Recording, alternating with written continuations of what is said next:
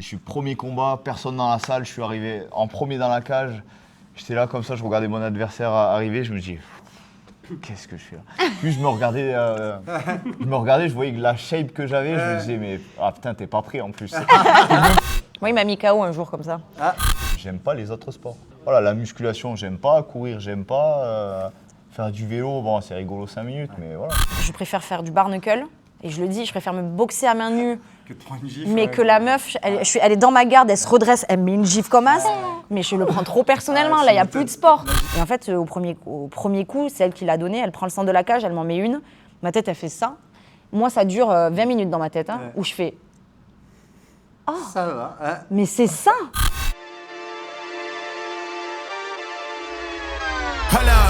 Why do they doubt the kid? I'm about to prove them all wrong again. I got a low tolerance, cause they don't even know what the problem is. It's me. You waiting on the boy to fail, then hold your breath and face your death. Cause you play a roulette with each step I progress, no less. Go ahead and place your bets. Cause we know where we at, we know we top tier. Cause all the hate that you bring, we know it's... Bon, nous voilà ce soir chez TFT, chez nos amis qui seront donc la première équipe qu'on va suivre avec Tanguy. Donc vas-y, je te laisse te présenter et après on les introduira comme il se doit. Vas-y. Alors je m'appelle Tanguy Modric, je suis combattant amateur de MMA, je m'entraîne à Menton à l'USC et voilà, je me lance avec Mathieu dans cette aventure. Donc moi je suis Mathieu Penella, je suis donc Fight and Write sur Instagram, je suis journaliste globalement un peu autour des sports de combat et donc c'est comme ça que j'ai rencontré Johan vu qu'on a discuté autour d'un gala auquel je faisais un petit peu le matchmaking. Donc Johan qui est donc l'un des fondateurs de TFT, Tactical Fight Team, et Manon qui est combattante amateur, qui gère les réseaux sociaux, qui fait son BPGEPS et un peu tout ça. Et en plus, tous les deux vont combattre bientôt, donc on va pouvoir aussi en parler lors de ce podcast. Comment ça se passe alors depuis les vacances? Est-ce que c'est plus calme ou est-ce que pas du tout? Du coup, les cours sont plus condensés. On a supprimé pas mal de cours, notamment, normalement, on a 3 cours le matin, on n'en a plus qu'un. Les cours du soir, on en a 3 tous les soirs. Là, on est passé à 1, voire 2. Donc, du coup, ça condense les personnes qui ne partent pas en vacances et les cours sont relativement pleins. Ouais. Donc, il y a toujours de l'activité. Il y a des jeunes qui viennent en accès libre pour faire leur préparation physique, faire du sac, s'entraîner ensemble. Donc, la salle reste vivante malgré les vacances. Nous, c'est ce qu'on a observé en tout cas ici. Déjà, vos compétiteurs, pour beaucoup, ont des échéances aussi très proches. Bientôt, vous deux, déjà. Oui. Keoni qui va participer au championnat du monde IMAF. Ouais. Loïc aussi. Loïc aussi. Axel Fondari qui est là aussi. Owen qui va combattre pour Hexagone. En fait, vous savez à peu près combien de combattants là vous avez qui vont combattre là, après à combattre, je pense une vingtaine. Ouais, c'est énorme. Hein. Ouais. Une vingtaine. Et pourtant... on va peut-être revenir déjà sur un petit peu la création du TFT parce qu'on ne se rend pas compte, vous êtes bien établi, vous êtes la première équipe qui licencie FMMAF en France et pourtant vous êtes relativement récent. C'est une salle qui a ouvert aux alentours du Covid à peu près. Ouais, c'est ça. On a ouvert en 2020 avec Quentin, Axel et notre associé, donc Mathieu, qui ne travaille plus avec nous. Et du coup, à la base, on s'entraînait ensemble. Et on est parti du principe qu'il n'y avait pas d'autres salles de MMA où nous, on pouvait s'entraîner et progresser. Du coup, c'est à partir de ce constat-là où on s'est décidé d'ouvrir notre propre salle. Donc les premiers créneaux, ils étaient vraiment dans des horaires un peu bizarres pour que ça coïncide aux entraînements d'une autre salle, donc à Arania, pour qu'on puisse s'entraîner en jiu-jitsu brésilien, grappling et qu'on puisse faire du MMA à côté. D'accord. Donc voilà, ça part de là. Et toi, tu as rejoint la team aux alentours de 2021, c'est ça à peu près? 2022. 2022, ouais. pardon. Août 2022, 22 août 2022. 2022. Ouais, exactement. Et pourtant, tu n'avais jamais fait de sport de combat avant? Non, jamais fait de sport de combat. Et en fait, c'est Marty, un des membres du club, qui m'a dit « il faut absolument que tu viennes ». J'ai dit oui. Et j'y suis allée et tout le monde pensait que je ne reviendrais pas. Ouais. Et pourtant, je suis toujours là 3 ans après et bien implantée. Tu te rappelles ou pas de son premier cours? Oui, parce que je me souviens qu'on avait fait un cours de boxe thaï et j'avais les cheveux longs à cette époque-là. Et du coup, on faisait du thaï clinch et toutes les 2 minutes, on s'arrêtait, on a enlevé les gants, On se recoiffait les cheveux et puis Tous les on deux, partait. Oui, c'est oui, ça tous les deux, tous les deux. C'était le mercredi, ça, ouais, j'ai fait le premier cours le lundi, et le mercredi, on tournait tous les deux. Et il me disait, ça va, je te comprends et tout. Et moi, j'avais peur de lui, il me faisait trop peur. Au début, il était super froid et tout, donc je sais pas, je tournais avec Yoann, il était imposant, les cheveux longs, les tatouages, j'étais là, ok. Gangsta. Je me faisais un peu petite, ouais. Et non, c'était drôle parce qu'on avait les cheveux, on était là, vas-y, allez, ok, recoiffe-toi. Ouais. Et après, donc, tu as eu une évolution capillaire donc, que tu Oui, nous as montré oui, en je vidéo, vous ai que je fait, dois avoir d'ailleurs ouais, en, ouais. en caméra aussi. Je leur ai montré les cheveux longs, le champignon, les tresses, tout ça, j'ai tout fait. Que du progrès. C'est vrai, hein, ouais. Et là, je suis bien installé dans le mulet. C'est bon, Voilà. là on Le n'en old bougera school, plus. on voilà. en bougera plus. Maintenant, les variations, c'est le poids pour Yoann. Ah, C'est plus les oh, cheveux, ouais, c'est ok, bon, ça, c'est fait. Ouais, c'est ça qu'on a remarqué aussi, c'est D'accord. que c'est une vraie team de banners. Ça. Mais c'est bien aussi. Et d'ailleurs, qu'est-ce que tu penses, de Manon, justement, parce que tu l'as vu de son évolution depuis le début. T'es le Alors, head coach de Manon depuis le début. Eh bien, les premiers combats, bon, en fait, je pense rien d'elle. Donc, non, les premiers combats qu'elle a fait, elle a été un peu couillue quand même, parce que c'était un combat en plus avec les petits gants direct. Il y avait les protèges tibia, je Ouais. sais plus. Protège tibia, et Accepté elle à avait une pas tant semaine, elle avait pas tant d'expérience, peut-être 6 mois ou Un an, un an un an quand tout même. pile. Et ouais, on a accepté en short notice, elle y est allée, et puis elle s'est révélée entre guillemets en combat parce que à l'entraînement, bon, c'était une débutante, hein, donc elle n'a pas de capacité d'apprentissage extraordinaire ou quoi, comme on peut dire sur d'autres personnes. Mais par contre, elle travaille, elle est là régulièrement, et en combat, ben, elle a un switch et ça devient une autre personne, quoi. On en avait parlé lors de ton interview, justement, de cette capacité à éteindre les émotions et dire là, c'est bon, c'est Ouais. moi. Et... C'est ça, en fait, j'ai vraiment ce truc d'être. À l'entraînement, je suis moyenne, je le sais, je suis même c'est assez bas. Mais je comprends quand même ce que je fais, j'arrive à réfléchir, à mettre en place des réflexes aussi dans ma tête, à me dire, bon, si ça rentre pas, mais au moins j'y ai pensé, etc. Par contre, quand c'est le combat, le vrai, je suis plus du tout la même personne. Il faudrait réussir à le faire à l'entraînement, mais j'ai encore un peu du mal, mais ça va venir à force. Et toi, Yoann, t'avais aussi ce switch-là ou pas du tout, toi? Non, moi j'ai toujours été un combattant tactique, on va dire. Je pense que je suis meilleur en combat, mais parce que j'arrive à placer des techniques un peu inédites, j'ai un bon timing, tout ça, mais je reste quand même concentré et tout ce que je fais dans un combat, c'est calculé. Je T'es laisse complet, peu en de plus. place à l'instinct. Ouais, t'es complet en plus, donc Oui, ça te c'est permet ça. de gérer quand même assez globalement. Ouais, c'est ça. Vu que c'est toi qui fais tous les game plans de tout le monde, en fait. Oui, voilà, j'ai l'habitude de faire les game Et il sait plans. bien gérer sa distance aussi, ça c'est un truc chez lui, je trouve, qui est assez impressionnant. Mais même dans ses combats, hein, Je me fais pas beaucoup C'est, toucher. ouais. Je suis jamais fait ouvrir, enfin, sauf sur un coup illégal, mais sinon, je suis jamais Ouais. Puis on voit que tu étudies le MMA, que tu le comprends, que Ouais. tu cherches, tu fouilles. Ça se ressent directement, même quand on parle avec toi. C'est un même quand technicien, t'as tourné ouais. aussi avec lui, on a été Oui. aussi impressionnés de... Je sors mon petit joker et je le Ouais. retente derrière et je Ouais. vois qu'il est Ouais, le c'est- petit c'est fauchage de capté, vidéo, ouais. Je crois que je dois l'avoir d'ailleurs en image, donc ouais, ta petite spéciale que on tu s'est mets fait tout la le temps, réflexion en et en rentrant, fait, putain, ça dès repasse la plus, deuxième quoi. fois, elle passe plus. Moi, il m'a mis KO un jour comme ça. Ah, Je lui montrais un truc et je lui dis si je fais comme ça, et là je lui dis on était en train de tourner pardon, et je lui fais et je m'arrête et je lui dis elle est rentrée là non, et là il me dit ben non faut faire, et moi je l'écoutais en même temps, et en fait il me l'a fait et j'ai fait boum, et là j'étais là au sol, il était là oh pardon. Oui, je fais ça. Johan il me met tout le temps KO, voilà, si vous voulez savoir en fait je suis obligée de dire des choses bien de lui parce qu'il me maltraite après. La prépa de son premier combat, justement, on a fait un Shark Tank, sauf qu'elle l'a fait avec moi, le Shark Tank. Traumatisant, À mais chaque pour round, expliquer un peu, c'est... Ouais, c'est ça, enfin, une toutes personne les rentre à minutes, chaque elle change 3 fois 3 d'adversaire. minutes avec une Et minute. il y avait pas trop de féminines quand elle était que là. des gros, j'ai eu que des gros. Et du coup, elle a fait son Shark Tank avec moi et d'autres plus ou moins lourds. Et du coup, moi, vraiment, je voulais la mettre dans le dur, donc je passais en premier et je la mettais KO fois. Et Et surtout après, qu'on- elle se débrouillait avec ça. On avait fait un sparring juste avant, parce qu'on avait fait le cours, il y avait un cours en fait avant de 12h30 à 13h30. Et on avait fait le dernier sparring ensemble et tout le sparring il me tapait au foie. Et du coup quand on a commencé après ensemble, ben, du coup il y avait 3 gars. Et du coup première minute à chaque fois c'était Yoann et à chaque fois... Mais après voilà je suis arrivée... généralement, je crois que je l'ai dit dans mon interview, mais quand je prépare un combat et que je perds confiance et que je me crois plus capable de pouvoir supporter ou être capable de tenir en fait la dureté du combat, je demande à Yoann un cours privé ou deux et généralement il m'avoine et ça va mieux après. Ça fait que l'entraînement soit hyper J'avoine, mais- intelligemment mené Ouais. et très dur. Oui c'est ça. Il est vraiment dans le dur. Enfin, vos entraînements, on voit tous vos combattants et tout. C'est intensif, c'est dur, ça tape. ça saigne.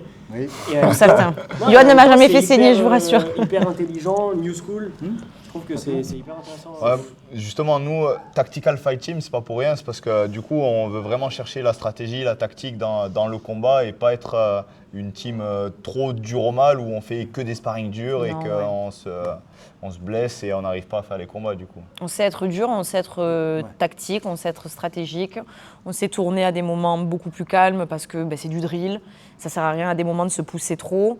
En fait, il faut être intelligent et l'intelligence de jeu, elle se fait aussi avant d'être dans la cage en fait, elle se fait pendant la prépa. Donc l'intelligence de prépa, l'intelligence de savoir se reposer, est-ce qu'on a bien mangé, est-ce qu'on a bien dormi, tout ça, ça rentre en compte et ça, Yoann, il est très fort pour ça. Donc pour moi, il a totalement le bon rôle d'être le head coach de TFT, il le représente à merveille, il le fait bien quoi.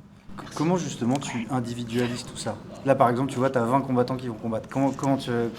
Alors c'est un travail, mais déjà je les connais, je tourne avec eux, je tourne tous avec eux et justement dès qu'ils ont des combats de prévus, j'essaye de m'intéresser un peu plus à eux, voir sur quoi ils ont évolué, sur quoi ils ont moins évolué et du coup soit je leur file des petits tips à l'entraînement, tiens ça tu devrais faire un peu plus ça, attention à ça, ou moi-même quand je tourne avec eux je les mets en difficulté sur leurs défauts. Et justement pour derrière leur donner une petite technique ou deux pour justement éviter de se faire contrer sur ça ou autre. Et aussi on a mis en place au club un accompagnement semi-personnalisé. Je dis semi-personnalisé parce que justement ils sont beaucoup et je ne peux pas m'occuper de tout le monde en même temps. Mais en gros on met à disposition des cours privés, que ce soit avec moi, Quentin ou Axel, gratuitement pour nos compétiteurs, justement pour les aider à faire leur préparation de combat. Je pense aussi, pour compléter ce qu'il dit, on est quand même aussi tous un peu plus autonomes aujourd'hui. On est des compétiteurs qui connaissent, la majorité des compétiteurs, en tout cas du groupe dur compétiteur, on est là depuis plusieurs années. Donc en fait, on sait aussi quand il faut aller chercher Yoann, quand on peut se gérer tout seul, quand on peut travailler entre nous. Donc il y a une autonomie aussi de nous. Et après, il y a ceux qui osent aussi envoyer un message et dire Yoann, est-ce que tu peux me recevoir? Il y a ceux qui ne le font pas et bon... Il y a un équilibre qui se trouve quand même assez facilement parce que c'est un roulement, quoi. On a trouvé nos méthodes de fonctionnement. Et dans ta pédagogie, du coup, tu trouves un vrai intérêt à être un combattant actif? Oui, je pense, parce que du coup, ce que je leur apprends, quand je réfléchis pour eux, du coup, ça m'aide à moi dans ma carrière, dans mes entraînements. Et justement, des déclics que j'ai sur moi, je leur transmets à eux. Donc, par exemple, les techniques que je leur enseignais il y a 2 ans, je leur enseigne plus de la même façon. Pourtant, c'est la même technique, par exemple un double leg. Mais sur comment je vais l'expliquer, comment je vais l'amener, je le fais différemment. Et ça, c'est des déclics que j'ai au fur et à mesure. D'ailleurs, c'est assez chiant parce que depuis toutes ces années que je m'entraîne, il y a des fois où je trouve des trucs tout cons. Et des fois, c'est des trucs qu'on m'avait déjà appris peut-être il y a 10 ans. Mais tu n'avais pas encore et conscientisé. que j'avais oublié ou pas conscientisé ou du moins je ne l'avais pas rajouté à mon jeu. Et du coup, tout seul, ça vient s'imbriquer sur des fois un peu au hasard. Tu n'étais pas prêt à le recevoir, Yoann. Voilà, c'est ça. Mon cœur était fermé. Voilà. L'univers s'aligne. Et du coup, ça me permet de mieux le transmettre. Et justement, c'est aussi intéressant parce qu'en même temps, tu manques aussi quand même d'un head coach. C'est ce que tu nous disais dans l'interview. C'est quelque chose qui quand même te manque parce que c'est toi qui es obligé de faire justement tout le process complet pour toi après t'entraîner. C'est ça. Après, donc en MMA, oui, c'est vrai que j'ai pas de head coach. Par contre, j'ai que des coachs spécialisés autour de moi. Et j'ai Quentin qui connaît quand même bien le MMA. Mais comme je t'avais dit ces derniers jours, je suis aussi allé chercher un autre coach très expérimenté, donc James Schiavo de la Bushido, qui lui m'apporte vraiment la vision globale MMA.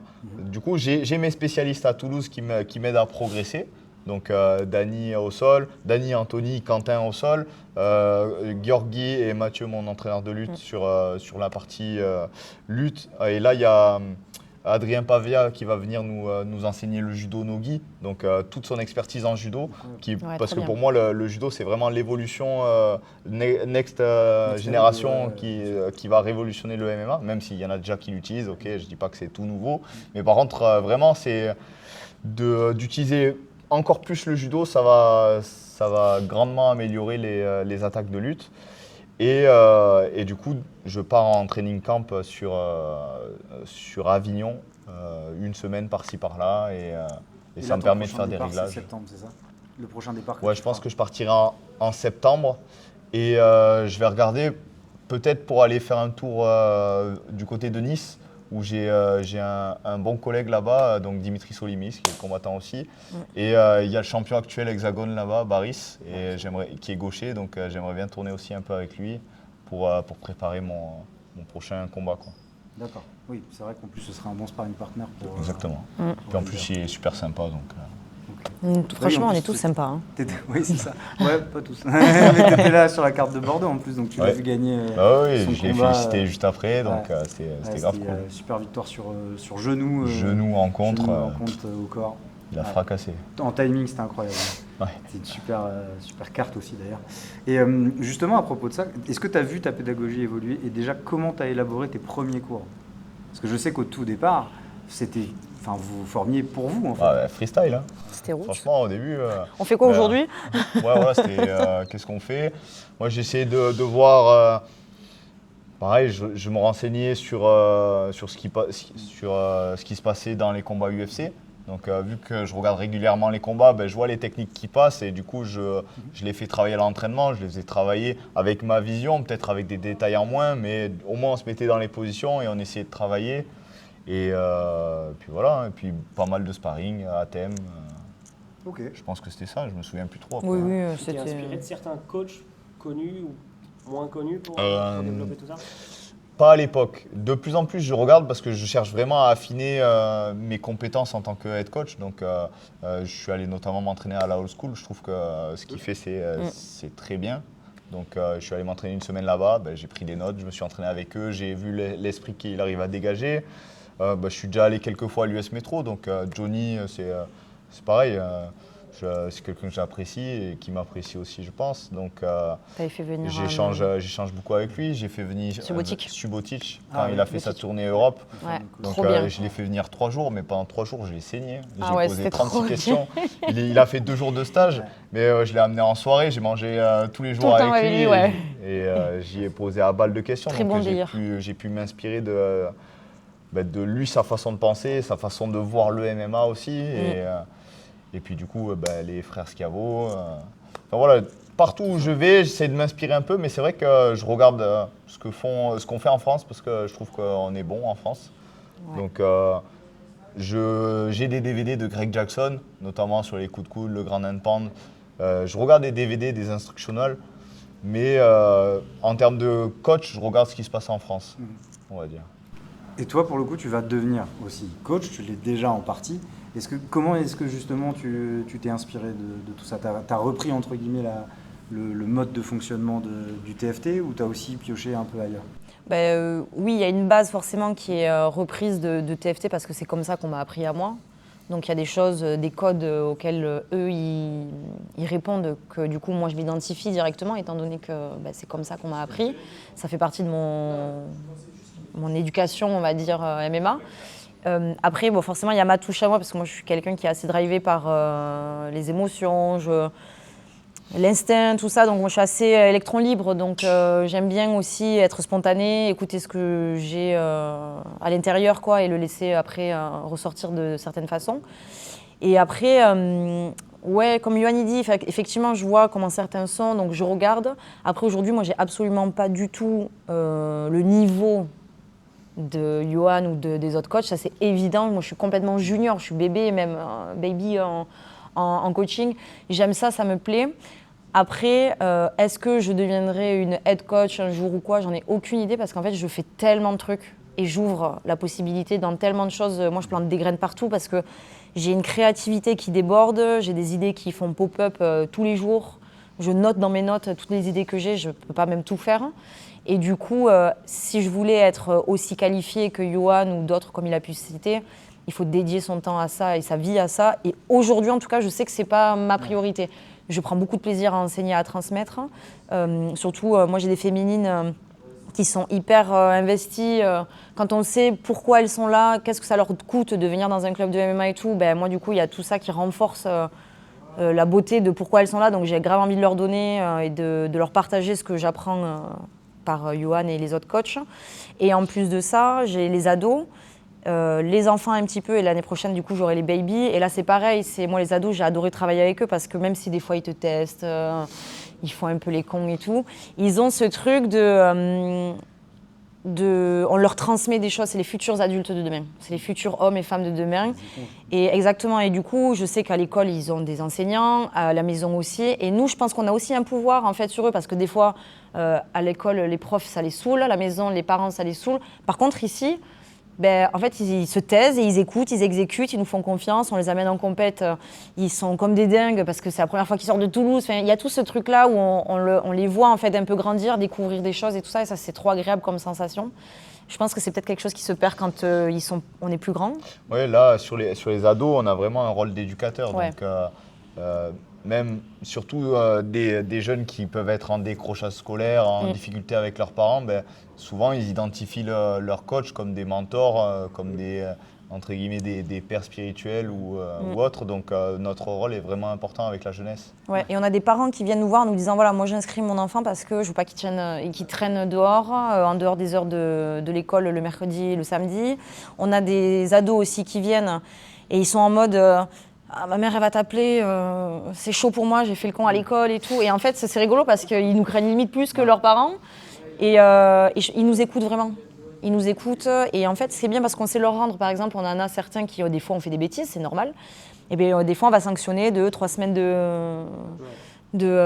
si admettons il y a une compétition qui arrive, celle-là tu la feras pas. Ou par exemple généralement ils sont bénévoles sur nos activités le week-end et tout ça. Et là désolé non, tu seras pas bénévole. Et en fait pour eux c'est vraiment un plaisir de venir dire regarde là j'ai pas fait de bêtises, mes notes elles ont augmenté tout ça. Donc ouais il y a vraiment ce truc de reconnaissance et de gratitude. Le sport, c'est un peu l'école de la vie là-dessus. Et je pense que c'est beaucoup aussi un point d'ancrage pour certaines personnes qui sont notamment en décrochage scolaire. Tu vois, si tu as ça, tu peux aussi... Et puis TFT, on est très actifs dans les quartiers. Depuis la création de TFT, Yoann pourra le confirmer, on a beaucoup travaillé avec les quartiers en difficulté, les quartiers sensibles.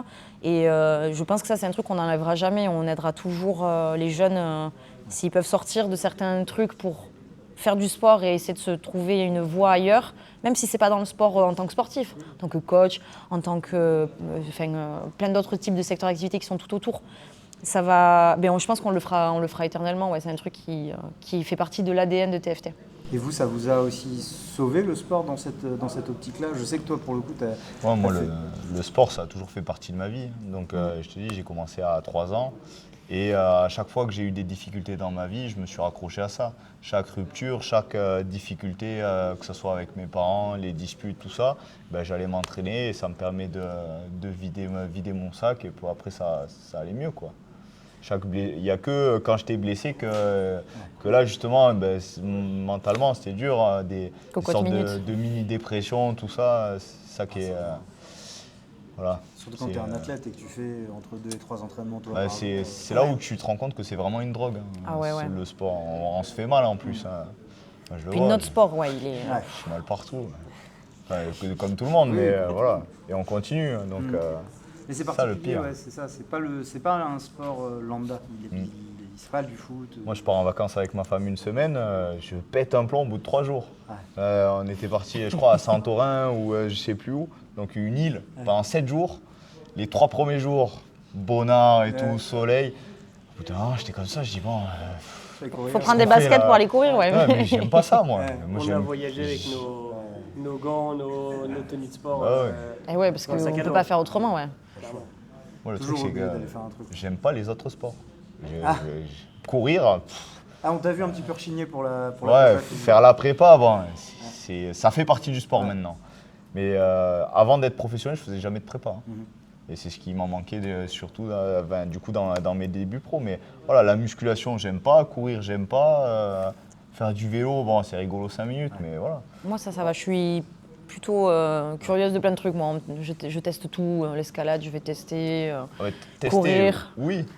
Oui, mais du coup, si j'ai que ça, admettons, tu vois. Genre, par exemple, j'aime aller escalader, j'aime faire une après-midi à la piscine, tu vois. Mais moi, je suis sur une île, je sais que je peux prendre mes chaussures et aller courir sans problème. Je peux faire les 10 km tranquille, 6 km. Moi, je regarde mon téléphone du MMA. Non, moi, ça va, je peux le faire. Le sport. sans aucun problème. Ouais. Est-ce que ça te fait même du bien de temps en temps? Parce que c'est quand même un sport. Tu vois, tu le disais dans l'un de tes vlogs, que plus tu t'entraînais, moins tu te sentais forte. Il y a aussi ce côté de... C'est beaucoup d'engagement dans ce sport-là. Il est pas neutre. Mais au final, il y a un jour, j'avais fait une story parce que j'étais allée à la piscine. Un matin, genre nager. Et en fait, je commençais à nager et tout. Et j'avais pas encore repris le MMA à 100%. Là, je faisais pas mal de sol, mais pas de MMA. Je reprenais de temps en temps. Et en fait, je me suis aperçue qu'en nageant, au bout d'un moment, ça faisait à peu près 30-40 minutes que je nageais, que je cherchais à performer absolument. Et après, en fait, je suis sortie de l'eau à un moment donné, j'ai bu de l'eau et je me suis dit, non mais en fait, t'es venu pour nager 1 heure, chill en fait. Ouais. Et du coup, j'ai nagé les 15-20 dernières minutes trop bien. Et en fait, en sortant de là, je me suis dit, je me rends compte que je suis matrixée complet maintenant à toujours essayer d'aller chercher cette performance, ce truc de, allez, est-ce que je vais réussir à le faire? En gros, comme si ça me définissait comme bonne athlète. Ça, on en a déjà parlé hors caméra. C'est vraiment ce truc de ma valeur, elle va dépendre de ce que j'arrive à réaliser. Alors que là, je suis juste allée nager parce que j'avais envie d'aller nager. Il fait chaud et tout. Donc voilà, du coup, c'est vrai que des fois, je pense qu'on est matrixés. Je pense. Et je pense que oui, on en parlait du côté palmarès. Après, t'es pas un PD. Le sport du MMA, c'est ça, c'est le palmarès en premier. Quand tu dis que t'es combattant de MMA, on me dit t'as combien de victoires, combien de défaites. C'est pas comme ça dans les autres sports. Même par exemple le jiu-jitsu brésilien, le grappling, tu verras jamais quelqu'un demander à Teddy Riner combien il a de victoires, combien il a de défaites. Je suis même pas sûr qu'il le sache. Par contre, il est capable de te dire j'ai été tant de fois champion olympique, tant de fois champion. Ouais. T'es défini par ton plus haut fait d'armes. Ouais. Bah moi après je m'en fous en vrai. Moi on me le demande des fois et tout, mais je sais très bien que par exemple mon Tapologie, je suis en 4-5 aujourd'hui. Je sais très bien qu'en fait, sur tous les combats que j'ai faits où j'ai perdu, j'en ai un où vraiment je n'étais pas dedans. Et celui-là, je le reconnais. Par contre, tous les autres, je sais très bien que j'ai fait des guerres à mes adversaires. Et en fait, du coup, le fait de sortir de la cage la tête haute, je m'en fous complet que. Non, mais ça, pour ta tu valeur vois personnelle, c'est une chose. Mais quand tu rencontres des personnes, c'est aussi la réaction. Ouais, peut-être que. Mais franchement, j'y fais pas trop attention, moi, ça. Je pense pas. Et dans ton évolution de carrière, tu n'auras Ouais. pas les mêmes opportunités en réalité. Ça, si c'est vrai. C'est 4 combats serrés. Ouais, là, du coup, tu as presque 10 combats. Si tu étais à 10-0, tu pourrais combattre pour la ceinture des meilleures organisations françaises. Là, Après, est-ce que j'ai réellement envie de ça? On est sur ça aussi. J'avais parlé de ça avec Morgane Dehé dans la vidéo que j'avais fait avec elle, où justement on parlait des différences entre elle et moi. Tout est autour du MMA parce que c'est son objectif A, B et C, quoi. C'est la même chose. Elle veut devenir championne et tout.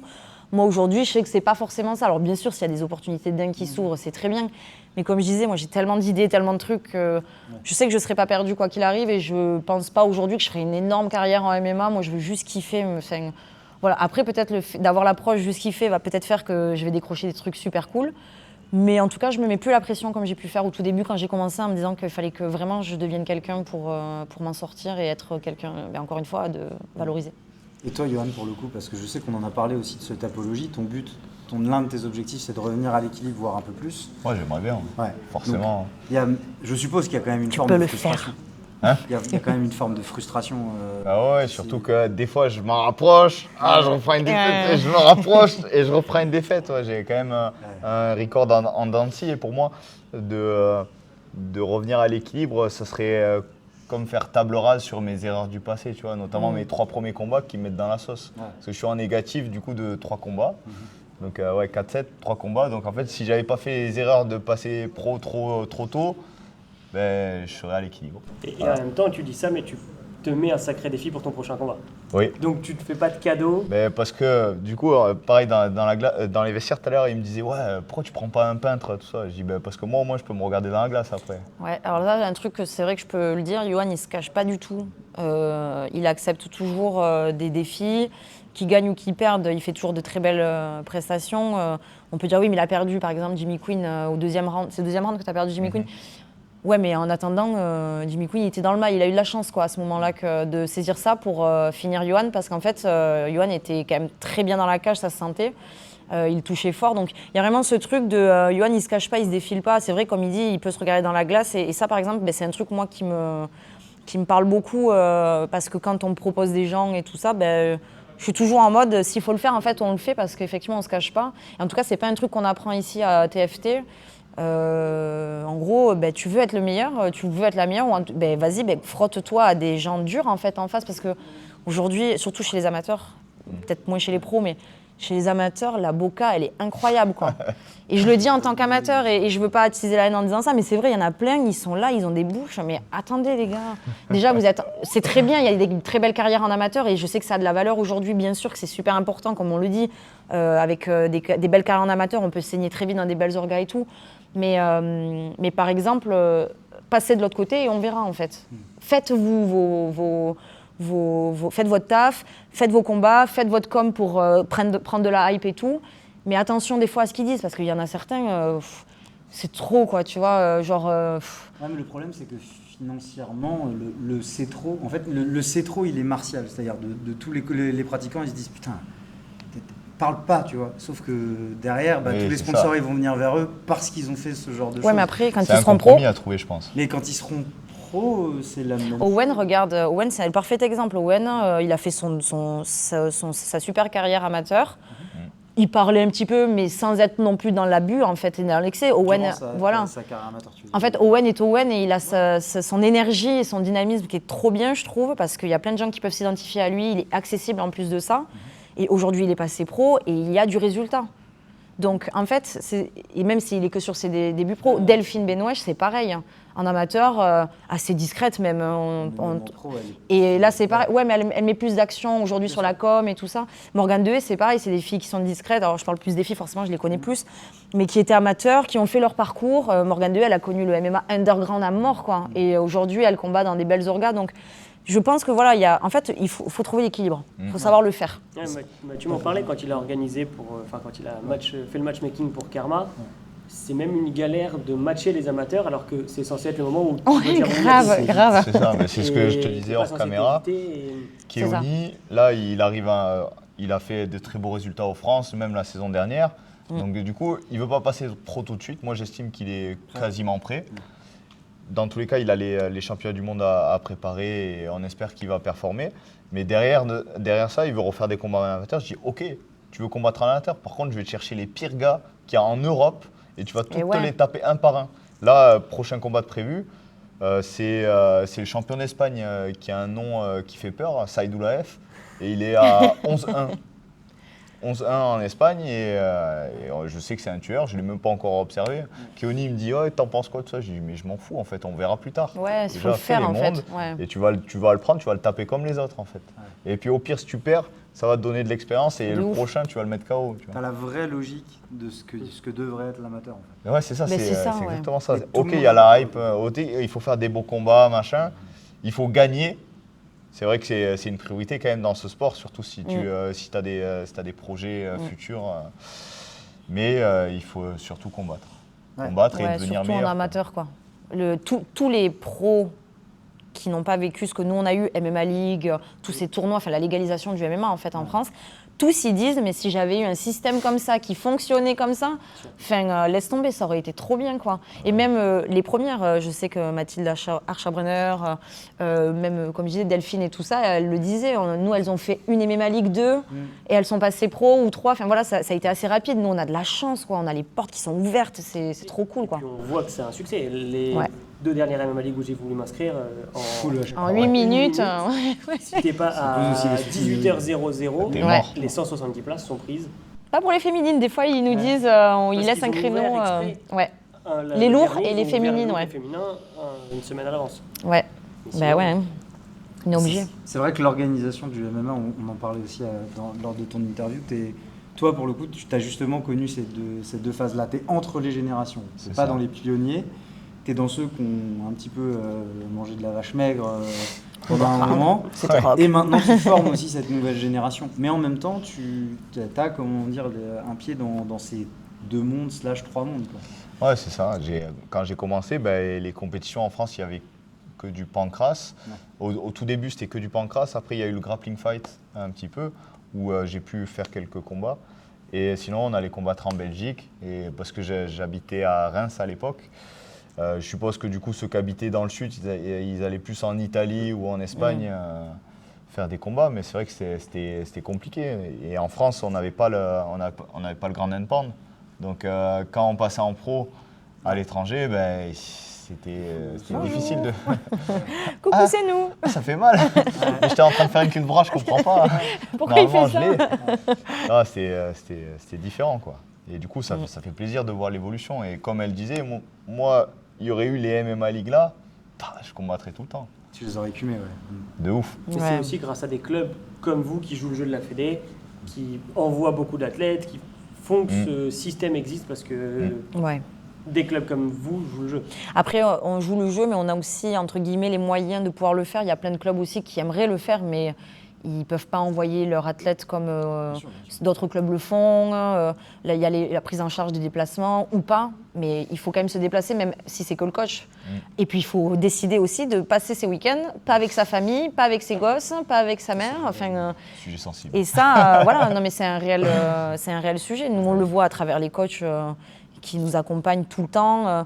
Alors aujourd'hui, on a de la chance d'avoir de nouveaux coachs qui sont formés, diplômés et tout ça, et qui peuvent partir. Mais c'est vrai que, enfin, moi, la première saison que j'ai faite avec eux, je combattais pas, mais je les ai accompagnés quasiment tous les week-ends. Genre, je voulais apprendre. Mais ils étaient là tous les week-ends, quoi. Et c'est enchaîner, c'est faire la route. Et admettons, personne passe au premier tour, et bien on refait 6 heures de route. On a loué un hôtel en plus. On peut pas. C'est l'enfer. C'est une vie de dévotion. Dévotion. J'ai des vocations, tu vois, je sais perdu. Tu peux dire une vie de dévot, ça marche aussi. Ouais. Mais pour le coup, ce que je trouve aussi intéressant, c'est que pour toi, ce serait le monde parfait parce que tu as connu le monde d'avant. Mais il y a aussi une forme, je ne vais pas forcément dire d'ingratitude, mais en fait, les gens ne savent pas forcément comment. Tu peux le dire, ingratitude. Hein. Ouais, mais je dirais pas jusque-là parce Ils que sont bourgeoises. Oui, ils sont bourgeoises. Mais sans le savoir, parce qu'en fait, Ouais. ils ont toujours été bourgeois. C'est ça le truc, en fait. Ouais, C'est ouais. qu'ils ont connu qu'un monde où il y a des MMA League, il y a des compétitions internationales, que les amateurs peuvent être payés dans certaines situations Ouais. quand ils performent. Donc en fait, ils sont complètement aveugles à tout ça. Et puis même quand tu leur racontes, ils se disent ouais, bah c'est. Ouais, c'est un vieux con. Toi, t'es vieux, un c'est pour vieux- ça. Ouais, c'est ça. Mais toi, c'est pas pareil, tu vois. Ah mais là, par exemple, on peut voir l'exemple d'Owen. Lui, il a de sa mentalité, de sa personnalité, il est très reconnaissant, mais c'est aussi parce qu'il a connu un autre club que nous qui ne l'accompagnait pas comme nous on l'accompagne. Donc là, c'est le jour et la nuit. Alors que ceux qui sont venus directement au club et qu'on les a montés, mais certains, Ils se disent ouais, c'est normal. ils se disent C'est c'est acquis. normal en fait. C'est à qui? Et du coup, quand des fois on peut pas, ou des fois on demande une petite participation ou un Ou truc de comme l'aide ça, en tant que bénévole dans certains Ouais. trucs, ça Il fait y a la gueule. des fois, ouais, il faut un peu gueuler. Il faut gueuler. Ouais. faut gueuler. Si, il faut gueuler. Et, Faut c'est régler vrai ça que en c'est- sparring. Pour régler ça, on se parie des coups au foie, ça marche bien. Mais ouais, tu vois, il y a une forme, ouais, on pourrait dire, ouais, d'ingratitude là-dessus. Et ce que j'ai l'impression, en fait, c'est qu'il n'y a pas de monde parfait, parce que il faudrait juste être capable de partager son expérience, et par la parole, ça suffit souvent pas. Et puis, je pense aussi qu'il y a ceux qui ont... Ça, c'est vraiment un truc que j'ai remarqué. Il y a ceux qui sont... C'est pas qu'ils sont pas loyaux, mais il y a ceux qui ont une dévotion au club aussi, Ouais. et une loyauté au club, et que du coup, il y a ce truc de... Waouh, je vois ce qu'on me donne, du coup, je veux le rendre d'une certaine façon. Je suis pas obligée d'être là, par exemple, à tous les événements bénévoles, mais je sais que les peu où je suis pas là, ben, des fois, je vais venir filer un coup de main. S'il faut remplacer, je remplace et tout ça. Enfin bref, il y a toujours ça. Et il y a ceux qui, en fait, sont juste sur leur objectif perso, et on peut pas leur en vouloir. Ils ont leur objectif dans leur tête, tout ça, et du coup, en fait, ils savent que TFT, c'est un club formateur, c'est un club qui peut les faire aller plus haut, et du coup, ben, qu'est-ce qu'ils font? Ils prennent ce qu'on leur donne, et en fait, voilà. Et tôt ou tard, TFT peut-être pourra pas leur donner ce qu'ils ont besoin plus tard, et du coup ils diront bon mais merci, au revoir, et c'est tout, et c'est comme ça, et ça on peut pas avoir de contrôle dessus. Un combattant qui veut performer doit avoir une part d'égoïsme. Ouais. Ce qui est très dur Jusqu'à pour, quel point, voilà. des doubles casquettes comme Au le foot, coach ouais. et combattant, Ouais. où tu dois être à la fois altruiste, égoïste. Ouais, mais c'est difficile, sur le plan humain, c'est méga dur, mais de toute façon, les relations humaines, elles sont Au compliquées. foot, ils auraient le côté un peu club formateur, c'est-à-dire quand tu le signes dans des grosses ligues ou dans des gros clubs, bah, tu as une partie qui est reversée.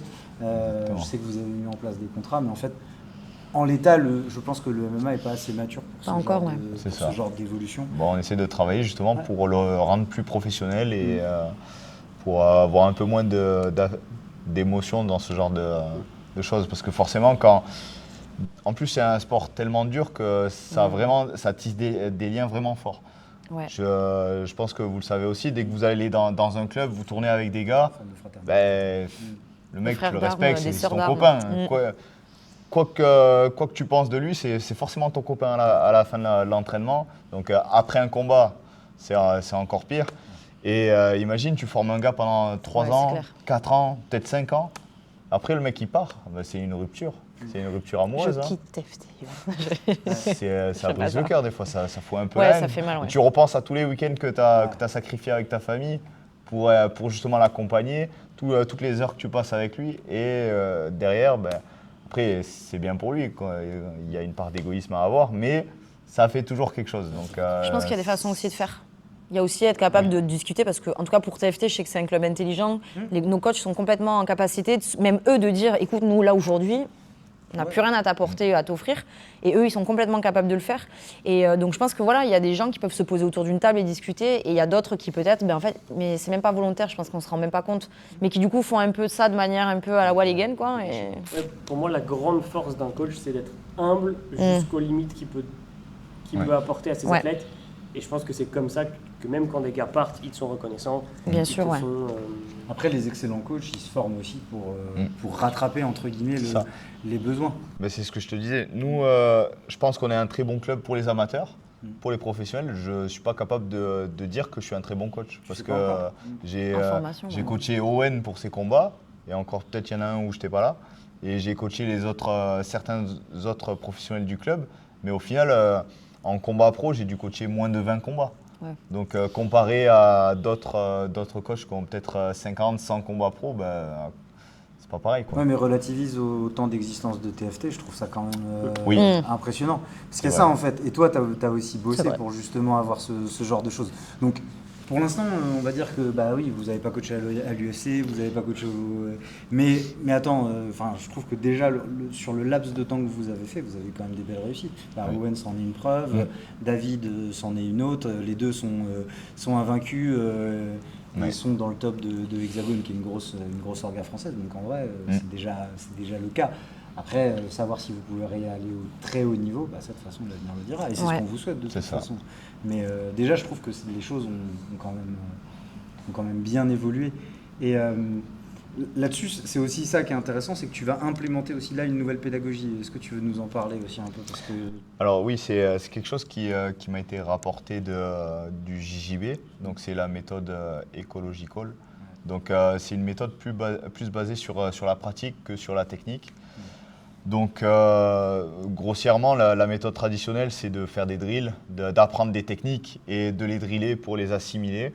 La méthode écologique, on va partir sur des positions et on va enlever des possibilités aux attaquants ou aux défenseurs, justement pour que naturellement, ils se retrouvent dans des positions soit de soumission, soit de contrôle, ou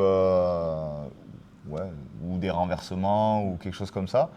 Et du coup, leur technique leur est complètement appropriée, et du coup, ils la développent d'eux-mêmes, donc ça développe pas mal la combativité, l'instinctivité, je sais pas si c'est ça. Ouais. Et voilà.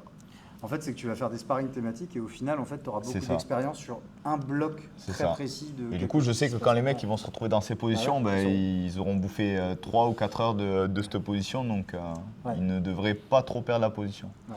Ou du moins, s'ils perdent la position, ils auront une suite derrière.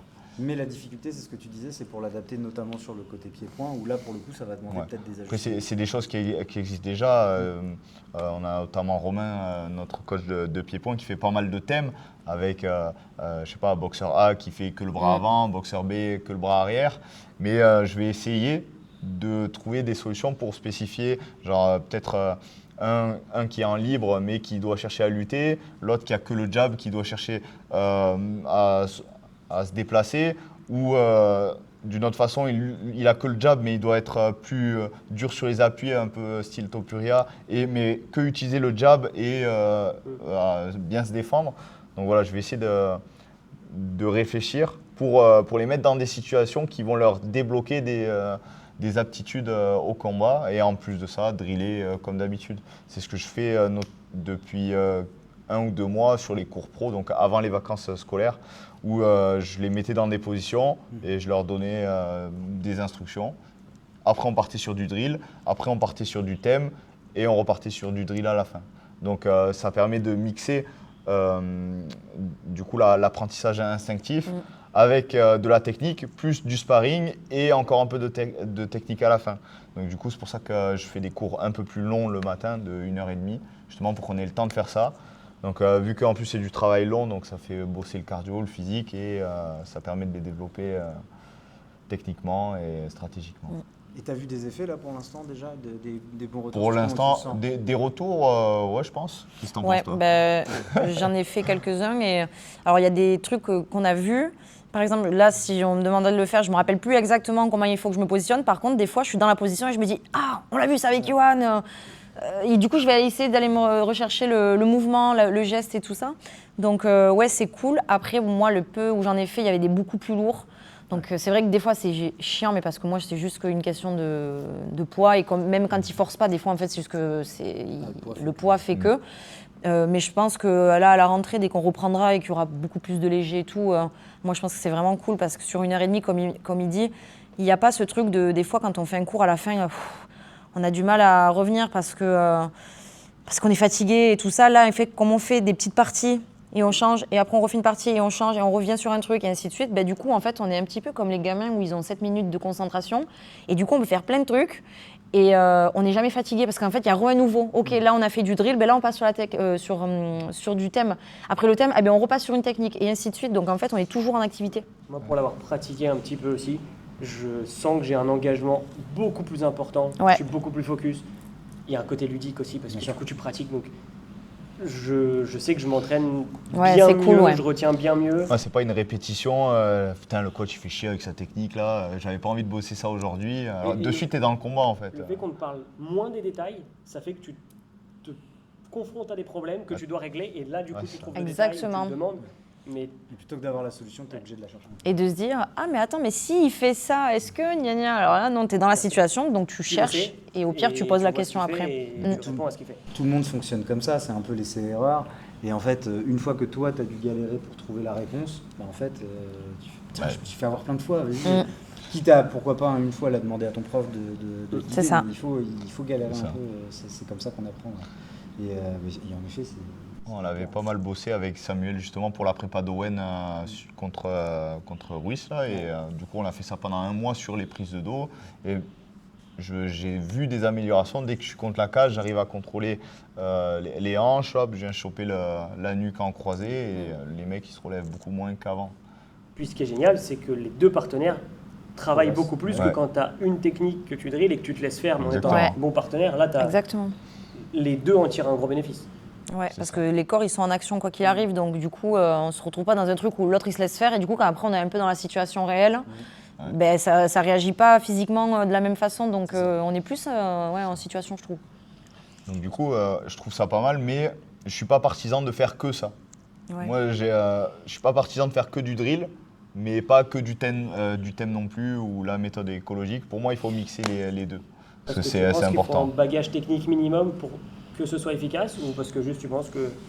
Moi, je pense qu'il y a des choses, ou alors tu vas devoir le faire peut-être 3 heures dans cette position avant de débloquer le truc. Alors que si tu fais 1 heure et que je t'apporte ce petit détail, tu vas pouvoir de suite le mettre en application derrière et voir que ça marche. Et du coup, tu vas dire, ah ben c'est bon.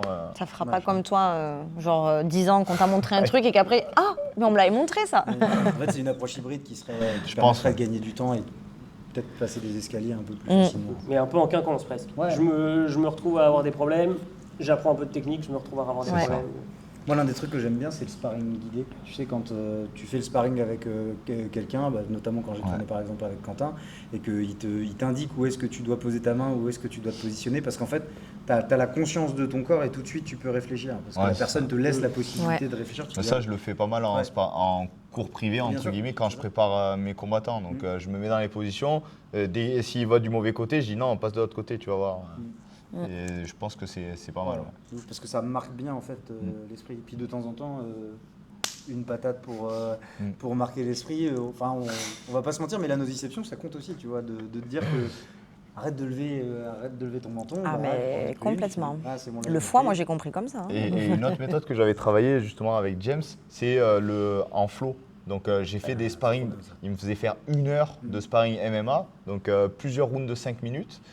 mais je devais être au ralenti comme ça. Et je me mettais dans des positions et je devais pas forcer. Mon adversaire ne devait pas forcer. Donc c'est très dur. J'ai essayé de le mettre en place ici. Bon, T'as pas essayé avec moi? ils sont pas prêts. Ils sont pas assez matures encore. Je leur dis, les gars, en flow, ça fait pop pop. Ok. Je alors. saigne. Flo, putain. Non, en flow, c'est Flow, les c'est deux pas un au prénom. ralenti. Donc c'est-à-dire que s'il fait ça, tu peux pas esquiver comme ça. Il faut y aller doucement aussi pour essayer de placer les contres et tout. Donc, Un truc en jiu-jitsu, j'avais vu un coach qui bandait les yeux. ouais. Ça a aidé Moi, aussi. ça j'ai essayé, mais moi c'est bizarre. C'est bizarre, mais ouais, mais ça t'oblige. Je pense que ça marche parce que du coup, Mais en tu, jiu-jitsu, Au sol, ouais. en- Au sol, ouais, c'est tu te trop prives bien. d'un sens, mais Et je crois que j'avais vu justement sur des vidéos de la Bushido aussi, au sol, ils mettaient des des balles, dans les mains. ça j'ai Pour pas jamais que tu fait puisses encore. avoir du grip, pour pas que tu puisses. Ah ouais, donc c'est vraiment, tu passes Ouais. par les. Oh putain. Donc c'était pour de la position, j'imagine. Je pense Ouais. pas qu'ils allaient fermer une Ouais. voie. Comme ça. Mais et je crois que c'était sur des stories de la Bushido. Au sol, moi je l'ai fait faire aux ados des randos en nogi pur, les yeux fermés. Et je l'ai fait faire aussi aux féminines. Et à chaque fois, les retours, c'était au début, c'est bizarre. Ouais, bah, forcément. Et après, par contre, ils sont là, en fait, t'es beaucoup plus consciente de corporellement ce qui se passe. Donc en fait, on est plus en lecture du jeu de l'autre. On est beaucoup plus conscient. Et ils avaient bien aimé, ouais. Et des fois, je le fais quand je tente contre quelqu'un de moins bon techniquement. Je me chauffe, je le ferme, j'essaie de Sentir un peu capter. plus le- Ouais. pour me. Ouais. Bah, d'ailleurs, en Be-water, sol, my friend, be-water. En sol, il y a plein d'aveugles qui ont des ceintures. Il y en a Oui, beaucoup bien sûr. qui en font. Hein. Mais ça, tu vois, c'est aussi, je pense que c'est thématique, c'est qu'il y a une multitude de manières de coacher, mais il y a aussi une multitude de personnalités. Il y a des gens qui fonctionnent à l'encouragement, des gens qui fonctionnent à la vexation, des gens qui fonctionnent à Pionnier. d'autres choses. Ouais. Moi aussi, je fonctionne un peu comme ça. c'est- T'as besoin qu'on te pique. Un petit peu, ouais, un petit peu. Oh, ça me Sinon, gonfle, je ça. pas le cul, et ouais. Ouais. Et en plus, il y a un côté de putain, là j'ai pas réussi, ça faut absolument que je réussisse la prochaine fois. Mais c'est le problème. Ah ouais, moi, ça me vexe trop. Donc tu vois, ça je trouve intéressant. En plus, vous avez la possibilité, toi tu coaches beaucoup de féminines. Ouais. Je sais que tu es très au fait de tes émotions et justement, il y a véritablement des. C'est ce qu'on disait, parce qu'on a déjà eu cette discussion off, donc on va essayer de la redonner comme si elle était spontanée, mais c'est comme s'il y avait des grandes lignes. Les hommes sont majoritairement comme ça, les femmes sont peut-être Ouais, c'est très majoritairement comme ça. stéréotypé. Hein. Mais après, par contre, il y a une multitude de choses. Complètement. Et tu peux avoir, Et pour autant, tu vois, avec les filles en tout cas que j'accompagne, il y a des moments où, genre, c'est pas que je valide pas leurs émotions, mais il y a des moments où je les regarde, je dis là, stop en fait. Là, c'est pas le moment en fait. Donc on se ressaisit, on fait ça, et tu vas le faire en fait, tu vas y arriver. Et je pense il faut savoir à des moments être ferme et c'est pas autoritaire, c'est juste mettre un peu de fermeté et dire là en fait ne laisse pas place à cette petite voix. Je sais que je l'ai dit aussi dans mon interview, mais cette petite voix qui arrive avec un cookie, un verre de lait et qui te dit t'inquiète pas, tout va bien. Non en fait là non c'est pas le moment, voilà, tu te ressaisis, tu vas y arriver et tout. Ça m'est déjà arrivé, je le disais. Je crois que c'était hors caméra, mais ma sparring partner, elle pleurait, elle était fatiguée. On tournait en plus tranquille, mais elle avait les larmes aux yeux, elle était frustrée parce qu'elle n'arrivait pas à faire ce qu'elle voulait. Et j'étais là, tu pleureras après. Et là, je la coachais même pas, c'était en mode copine, quoi. Et j'étais là non, c'est focus, t'inquiète pas, tu le sais que t'es fatiguée, donne pas de valeur à ça, là. Après, si tu veux, tu pleures, mais là, reste focus. Et au final, elle a fait son truc, elle est rentrée, elle a pleuré, ça allait mieux, et voilà, quoi. Nous, on pleure beaucoup, les meufs. En tout cas, au club, on est deux à beaucoup pleurer. Il y a d'autres filles qui pleurent moins, mais nous, on pleure beaucoup. c'est comment de coacher les féminines Ah, c'est chaud. Hein. Ouais. C'est chaud. Là, quand j'ai accompagné Chloé au championnat de France, là, elle avait quelques kilos à tomber dans la couverture. Alors, la scène, elle est quand même assez incroyable. Je pars chercher des glaçons. C'était bonne ambiance, machin, on rigole. Elle était avec une de ses copines, tout ça. Je reviens, musique triste. Genre dépression, larmes. Et je suis parti 2 minutes. Et je me suis dit, mais qu'est-ce qui se passe là vous avez appris un décès ou quoi? Ah, c'est rigolo. Ouais, c'est rigolo. Ouais, des changements d'humeur, mais comme tu le disais aussi, il y a aussi quelque chose d'hormonal, Ouais. ça s'explique, donc c'est pas, Complètement. c'est pas Nous, facile. C'est ça. Nous, pour ceux qui ne le savent pas, qui verront cette vidéo, nous, les filles, on a un cycle de 28 jours, en fait. Alors, il y a des filles sur qui c'est pas fort et tout va bien, mais on est nombreuses à avoir 28 jours où ça fait ça, puis ça repart et ça remonte, et puis un jour, on est bien, et puis après, en fait, ça redescend. Plus les douleurs. Parce qu'on a les douleurs effectivement pendant la période, mais on a aussi des douleurs avant, des douleurs après. On a des douleurs dans d'autres parties de notre corps, les reins, la poitrine, etc. Les maux de tête, la fatigue extrême, les insomnies, les sueurs nocturnes. Enfin, on a beaucoup de symptômes. Et en fait, c'est compliqué. Donc je pense que ça, ça va venir à force, la formation sur ça.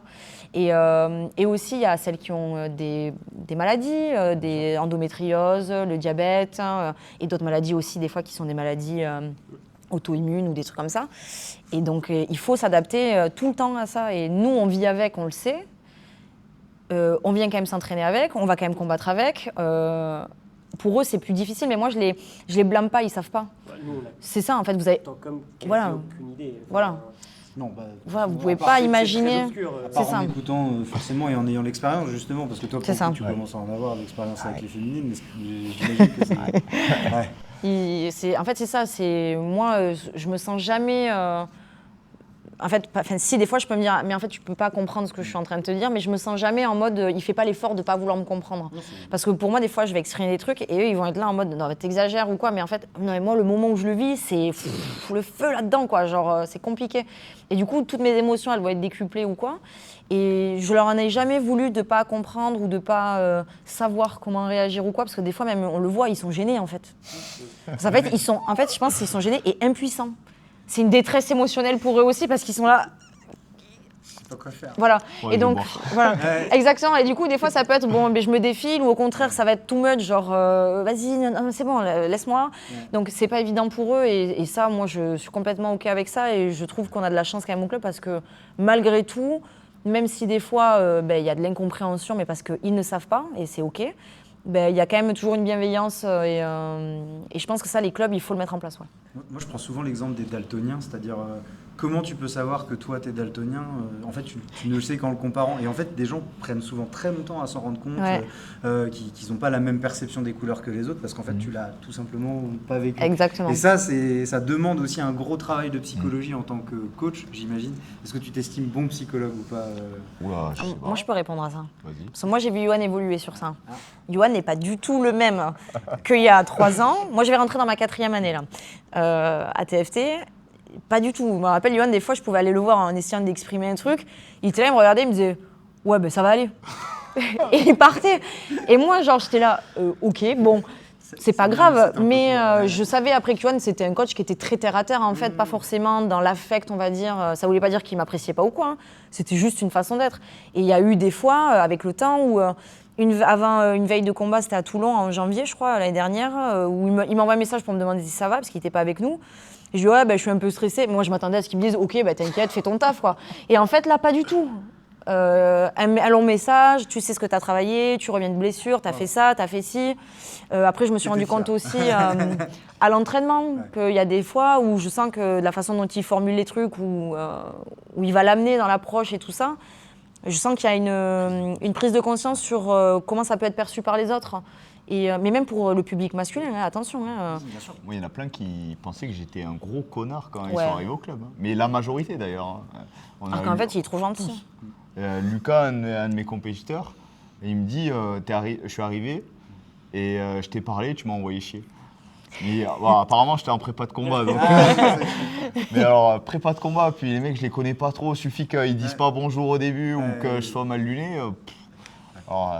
Mais tu vois, c'est intéressant parce que ça se voit aussi donc, justement que tu as appris et que tu t'es adapté. Mais il y a aussi, je pense, un côté de les athlètes savent de quel coach ils ont besoin. Tu À vois, quel genre, moment, complètement. Exactement. Toi, t'en parlais que des fois, tu as besoin de ce côté un peu Je vais un voir peu Yohan. nerveux. Tu vas voir Yohan. Et puis, Je vais pas voir Quentin quand j'ai besoin de ça, ou Axel Birbès, ou même Falandry, qui est mon coach de pied-point, ou Dany et Anto au sol. Pas du tout. Moi, si j'ai besoin de quelqu'un qui me met dans le dur, mais pas qui me met dans le dur en mode qui me chie dessus et m'humilie, quoi.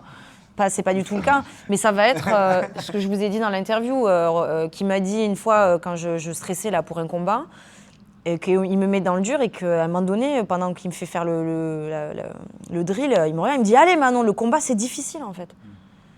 Cette phrase, ce jour-là, elle m'a marqué plus que tout. Comme une fois Axel, c'était une semaine avant mon premier combat où j'étais avec Axel dehors, on était là, et il me dit... Je lui disais, il me disait comment tu te sens parce que j'ai accepté le combat en short notice et tout. Et je suis là comme ça, je dis en fait je sais pas trop ce que je ressens, je le conscientise pas encore. Je sais pas si j'ai peur ou quoi. Et Axel il me dit non, la peur il y a 2 façons de réagir, soit tu la prends et elle te bouffe, soit tu la prends et tu la transformes en courage. C'est 2 phrases qui m'ont été dites à des années d'intervalle et c'est des trucs qui m'ont marqué. Et moi, c'est des phrases auxquelles je pense souvent. Et pourtant, Yohan, il me fait pas de cadeau. Il va pas me dire t'as fait des trucs bien quand j'ai fait de la merde, quoi. Et à contrario, par contre, il va savoir me dire bon, c'était bien là. Il sait le faire quand même, ça. Ouais, c'est vrai. Donc je trouve qu'il a évolué, moi, sur ça, ouais, complètement. Humainement, il est beaucoup plus connecté à nous. Plus généraliste ouais. en tant que coach, peut-être que tu es plus capable Je de... suis père maintenant. Ouais, c'était même ça avant doit- d'être père, ouais, quand ça même. a dû- hein. Ça a dû jouer Mais aussi oui. en partie. Moi, je trouve aussi que l'une des approches qui est intéressante, c'est l'approche stoïcienne, c'est de dire est-ce que tu as la possibilité de changer la chose qui te pose des problèmes? Si tu n'as pas la possibilité de la changer, c'est bon, passe à autre chose en fait. Parce que Ouais. déjà, tu n'as plus d'action dessus, tu vois. Si tu es au moment du combat, de toute façon, ça sert à rien de te torturer l'esprit. Ouais, mais pour Et de te les faire féminines, deux je fois pense que comme- c'est plus dur Bien avec sûr. le cycle et tout, par exemple. Bien sûr, non, mais de toute Il y a- façon, c'est un travail aussi. c'est dur, hein. De Ouais. toute façon, être athlète. Et puis des fois, on y arrive trop bien. On est dans la baisse période, là. On est là. Non, mais moi, en ce moment, je gère trop bien mes émotions et tout. Et puis après, on fait 10 pas en arrière. Là, on est en dépression, en train de bouffer de la glace. Genre, pourquoi? Ouais, ça, après, ouais, c'est. Il y a toujours cette petite question avant de rentrer, peu importe le combat, mais qu'est-ce que je vois là? Ah non, moi, jamais. Moi, ça m'arrive tout le temps. Moi, toi, jamais. jamais. Tout le temps. Non, je vais vous expliquer pourquoi. Parce que du coup, je fais un peu de prépa mentale, donc j'accompagne des combattants. Alors, j'ai eu que pour l'instant de l'amateur. Lutte, MMA, boxe anglaise, un petit peu de JJB, mais on n'avait pas fait beaucoup de séances. Et après, j'avais fait haltérophilie pendant un moment. Et en fait, ce qui s'est passé, c'est que dans les premières séances que j'ai faites, dans la séance découverte, je pose toujours la question, c'est pourquoi tu es là? Et la majorité d'entre eux m'ont tous dit, ben en fait, quand je rentre dans la cage, je me dis, qu'est-ce que je fous là? Et en fait, pour moi, ça me paraissait tellement fou d'arriver à ce moment-là et de se dire, en fait, c'est le moment où tu sais pas pourquoi tu es là. Et donc, pour moi, c'était fondamental de ne jamais arriver dans la cage et de jamais me dire, en fait, pourquoi je fais ça à ce moment-là, en fait. C'est pas le moment d'y penser. Et du coup, j'ai toujours travaillé comme ça. Et donc, ça ne m'est jamais arrivé de me retrouver, de me dire pourquoi je suis là. Je me dis toujours, moi, quand j'arrive au moment de la cage, c'est j'ai une mission à accomplir, va droit au but, c'est la guerre. Mais voilà, je sais Ça que... t'arrive pas pour le coup. Alors, non, mais le moment où tu vas pour rentrer dans la cage, même à un humble niveau, pourquoi Oh, ça inflige autant tellement de je kiffe choses. m'entraîner. Ah ouais, moi non, ça je le ressens pas dans la prépa, moi. Ah, c'est pas dans la prépa. Ça m'est arrivé notamment quand j'ai combattu au Canada. J'avais accepté un short notice. J'avais perdu 10 kilos en une semaine. Ouais, en là une tu t'es semaine. mis dans le mal, ouais. Voilà. Et je suis premier combat, personne dans la salle. Je suis arrivé en premier dans la cage. J'étais là comme ça, je regardais mon adversaire arriver. Je me dis, qu'est-ce que je fais là? Puis je me regardais, je voyais que la shape que j'avais. Je me disais, mais ah putain, t'es pas pris en plus. T'es même pas affûté, c'est même pas ta catégorie de poids. J'avais combattu à 68. Ouais, mais t'es allé au Canada. Ouais, je suis allé au Canada, mais parce qu'ils nous ont pas laissé le choix. Et franchement, là, je me suis dit, Mais en même temps, Bon. parce que c'est pas anodin, Allez. quoi. On rentre dans une cage pour se péter avec des gens, quoi. Donc en fait, on se dit, le mec en face ou la meuf en face, elle arrive pour me taper fort, quoi.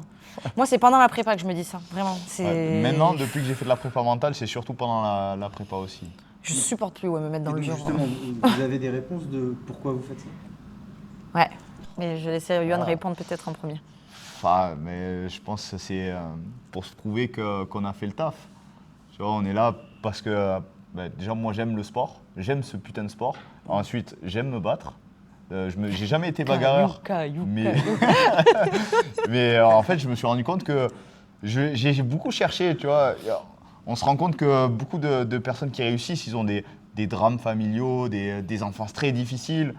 Bon, moi, c'était pas tout beau, tout rose non plus, mais franchement, ça va. Et mes parents, ils sont encore en vie.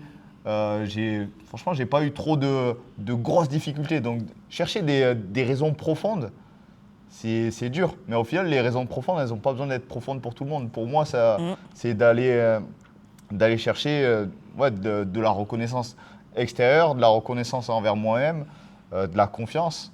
Voilà, le mec, si j'y pète la gueule, je peux dire que je suis plus fort que lui. Donc du coup, c'est forcément, vraiment un truc, ouais. je gagne en confiance. Et ouais, puis c'est vraiment, je kiffe ça. C'est un sentiment très particulier. Par contre, tu sais que c'est un moment fort que tu vas vivre. Ouais. Donc rien que pour ça, ça tisse, comme tu disais, des liens très forts ouais, immédiatement de dingue, avec hein. les gens qui sont là, ton coach, ton entourage, les gens qui t'ont regardé tout de suite. Ouais, je pense que c'est peut-être la raison, c'est que tu vis un moment très fort, très Ouais, marquant. ouais. Même s'il se passe Les mal. émotions, Et de c'est ouf. ça ta Vraiment, c'est profondeur un à choc toi, de- tu vois, parce que tu dis on n'a pas tous des trucs très profonds quoi, mais au final toi ta profondeur à Ouais. toi elle est dans ça, elle est dans ça. cette recherche là d'émotions qu'on a vécues à travers tes prépas avec les mecs avec qui tu t'entraînais, les mecs qui t'ont mis dans le dur et tout. Donc au final ta profondeur elle existe quand même, tu vois. Ouais, je me souviens à Miramas, quand j'ai recombattu, donc c'était mon 3e combat pro, et je savais vraiment pas pourquoi je combattais. Et par contre, derrière le rideau, je me retourne vers Quentin et Axel, j'avais le cœur comme ça, et là je me suis dit, ah, c'est pour ça qu'en fait je fais ça, c'est juste pour ça. Je retrouve leur tête derrière là comme ça, tu sais, allez vas-y. Nique-le. Oui, il y a ce côté. Ah, c'était l'adrénaline. Bah oui, l'adrénaline. J'ai fait un saut en parachute, je m'attendais à avoir des sensations similaires.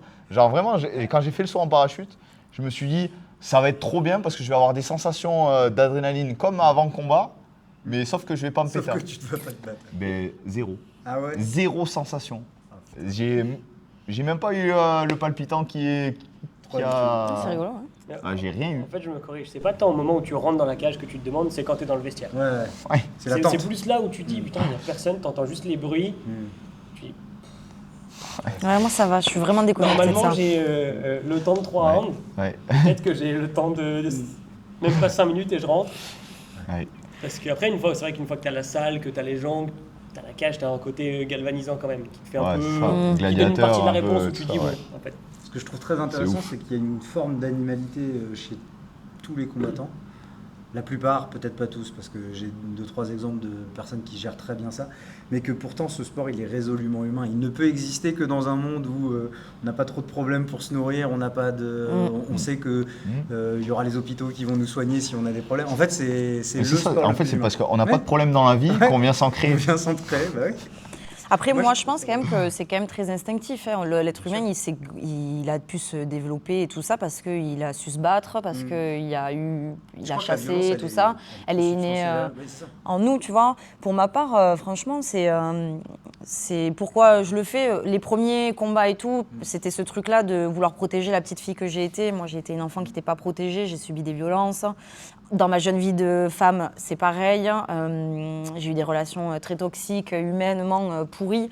Donc en fait, j'avais besoin moi de reconnecter avec ça et de me dire, vas-y, Manon, en fait, tu peux te protéger et genre plus jamais, en gros. Alors c'est faux au fond parce que si demain je marche dans la rue, me fait agresser, voilà, c'est même si le mec il fait 120 kilos, il met une bonne bouffe, je tombe, tu vois, j'ai beau faire du MMA. Mais il y a ce truc de se dire, je l'ai dit dans l'interview seule, quand je rentrais dans la cage, c'était maintenant d'égal à égal. On était dans une violence maîtrisée. Il n'y a plus de dominant-dominé. Et ça, pour moi, c'était vraiment hyper libérateur, en fait. Et aujourd'hui, alors pour les combats à venir, moi, je pense après que ça va évoluer encore, ça fera qu'évoluer parce que c'est une quête personnelle. Hein. Mais c'est pouvoir exprimer des choses en fait qu'on n'arrive pas à exprimer autrement en fait. Moi, quand je prépare mes combats, il y a des combattants qui sont plutôt rationnels, pas forcément très connectés à leurs émotions. Moi, je déconnecte les émotions avant le combat. Par contre, pendant toute la prépa, j'ai besoin d'aller chercher au fin fond de moi les trucs hyper dark quoi pour me motiver à le faire et pour me dire en fait, moi c'est vraiment ce truc de protection ouais, de vas-y là en fait là t'es là et ne laisse plus jamais personne te faire du mal, on t'en met un mais t'en rends deux. Donc il y a vraiment ce truc de travail d'expression en fait. Quand je vais rentrer dans la cage, je vais pouvoir exprimer la frustration que j'ai eue à l'entraînement quand par exemple il m'en a mis 3 et que moi j'en ai pas répondu parce qu'il m'a mis KO par exemple. Et du coup, genre, la frustration de quand je tourne avec un mec plus lourd et que j'arrive pas à le faire tomber. La frustration de, je sais pas, j'étais dans ma voiture avec mon café s'est renversé pendant 3 jours d'affilée. Ceux qui me suivent savent de quoi je parle. Enfin, voilà, c'est vraiment l'expression de plein de trucs, des tracas du quotidien, mais aussi, moi, les tracas qui me portent depuis toujours. Et j'avais même peur qu'en réglant mes problèmes perso, comme j'ai pu expliquer pendant l'interview, et bien qu'en fait, au bout d'un moment, j'ai plus ce qu'il faut. Et ça a été mon combat. Tu sois obligé de changer de genre de Ah ouais. manière et de. Ah ouais. Et du coup, c'est pour ça que j'ai dû retravailler plein de choses cette année. C'est ce qui s'est passé. Moi, j'ai dû essayer de recomprendre, en fait, est-ce que j'avais encore ce qu'il faut pour y retourner. Parce qu'en fait, si j'ai plus. En fait, moi, je me suis construite dans des schémas de violence. Toute ma vie, ça a été de la violence. Donc, si j'ai plus de schéma de violence parce que ma vie, elle est trop cool maintenant, j'ai mon chéri, mes belles-filles, mes potes ici, ma vie, elle est trop cool, je m'entraîne et je travaille dans le lieu où je vois mes copains tout le temps. Enfin, c'est cool, quoi, comme style de vie. Il y a plein de gens qui vivent pas ça, qui ont des horaires compliqués et tout. Moi, j'ai de la chance, je trouve que je suis privilégiée. Et bien, est-ce que ça va pas me rendre un peu fragilou, quoi, genre en mode... bah, t'as plus ce qu'il faut, quoi, en fait, parce que t'es plus dans la violence. L'histoire Donc, de Rocky, un peu, tu vois, c'est- ouais, peut-être. Ouais. c'est l'histoire de- Moi, je le conceptualise vachement comme un sport. Alors, je suis Ouais. peut-être un peu hypocrite là-dedans, mais je dis tout le temps que je pourrais jouer au tennis pareil. Eh, un c'est rigolo, jeu, hein. c'est un- Alors, le combat, c'est un peu moins vrai, mais. Ouais, je c'est sais pas, rigolo, non, hein. Je C'est super intéressant, quand T'as même. pas besoin de renie ça pas pour que c'est un sport violent, mais je le vois comme un sport. Mais c'est trop bien. Je t'ai vu sourire et te prendre des coups, je les ai en vidéo aussi. Ouais, mais je le vois comme un. Comme moi, j'ai à toi, frappé. à moi. Ouais, je crois. Donc, ça va. Je crois que je l'ai vu prendre un 1-2, avoir le gros smile, en remettre un 1-2. En vrai, c'est pas que c'est hypocrite. Je pense vraiment que tu as cette approche-là, mais je pense qu'il n'y a pas que ça. Oui, en fait, c'est une Vraiment, approche aussi. hein. mais- Je pense qu'il y a quand même, il y a quand même quelque chose. Tu sais, Au c'est- fond, c'est qui doit Taylor- venir te chercher, quand C'est même. Taylor qui disait ça, il dit les combattants ils ont un truc en plus et un truc en moins, tu vois. Ouais. J'aime bien cette phrase parce que je crois que ça correspond vraiment. Et il y a un à ce côté truc-là. compétition, Bien sûr. clairement, de ah tu m'as touché, je vais essayer de te toucher, Mmh. je vais essayer de faire mieux, mais j'ose croire que si c'était un tennis et que je viens de me prendre un lob, je vais dire putain, de la même façon que Oui, bien sûr. je vais sourire en mode ah tu m'as niqué, je vais y aller. Mais l'impact il est différent. Je suis d'accord sur le principe que le tennis, etc. Mais l'impact du MMA il est quand même plus direct. C'est-à-dire quand tu as fait une erreur, un zig au lieu d'un zac, que tu prends le down, tu vois, ton sentiment il est un tout petit poil plus élevé, Oui, je veux dire, que dans ta pratique. Après, par exemple, tu vois, dans les sports de contact, il y a le grappling où on peut se mettre des gifles. Et moi, ça, par exemple, mais c'est même pas. Je préfère faire du bar knuckle.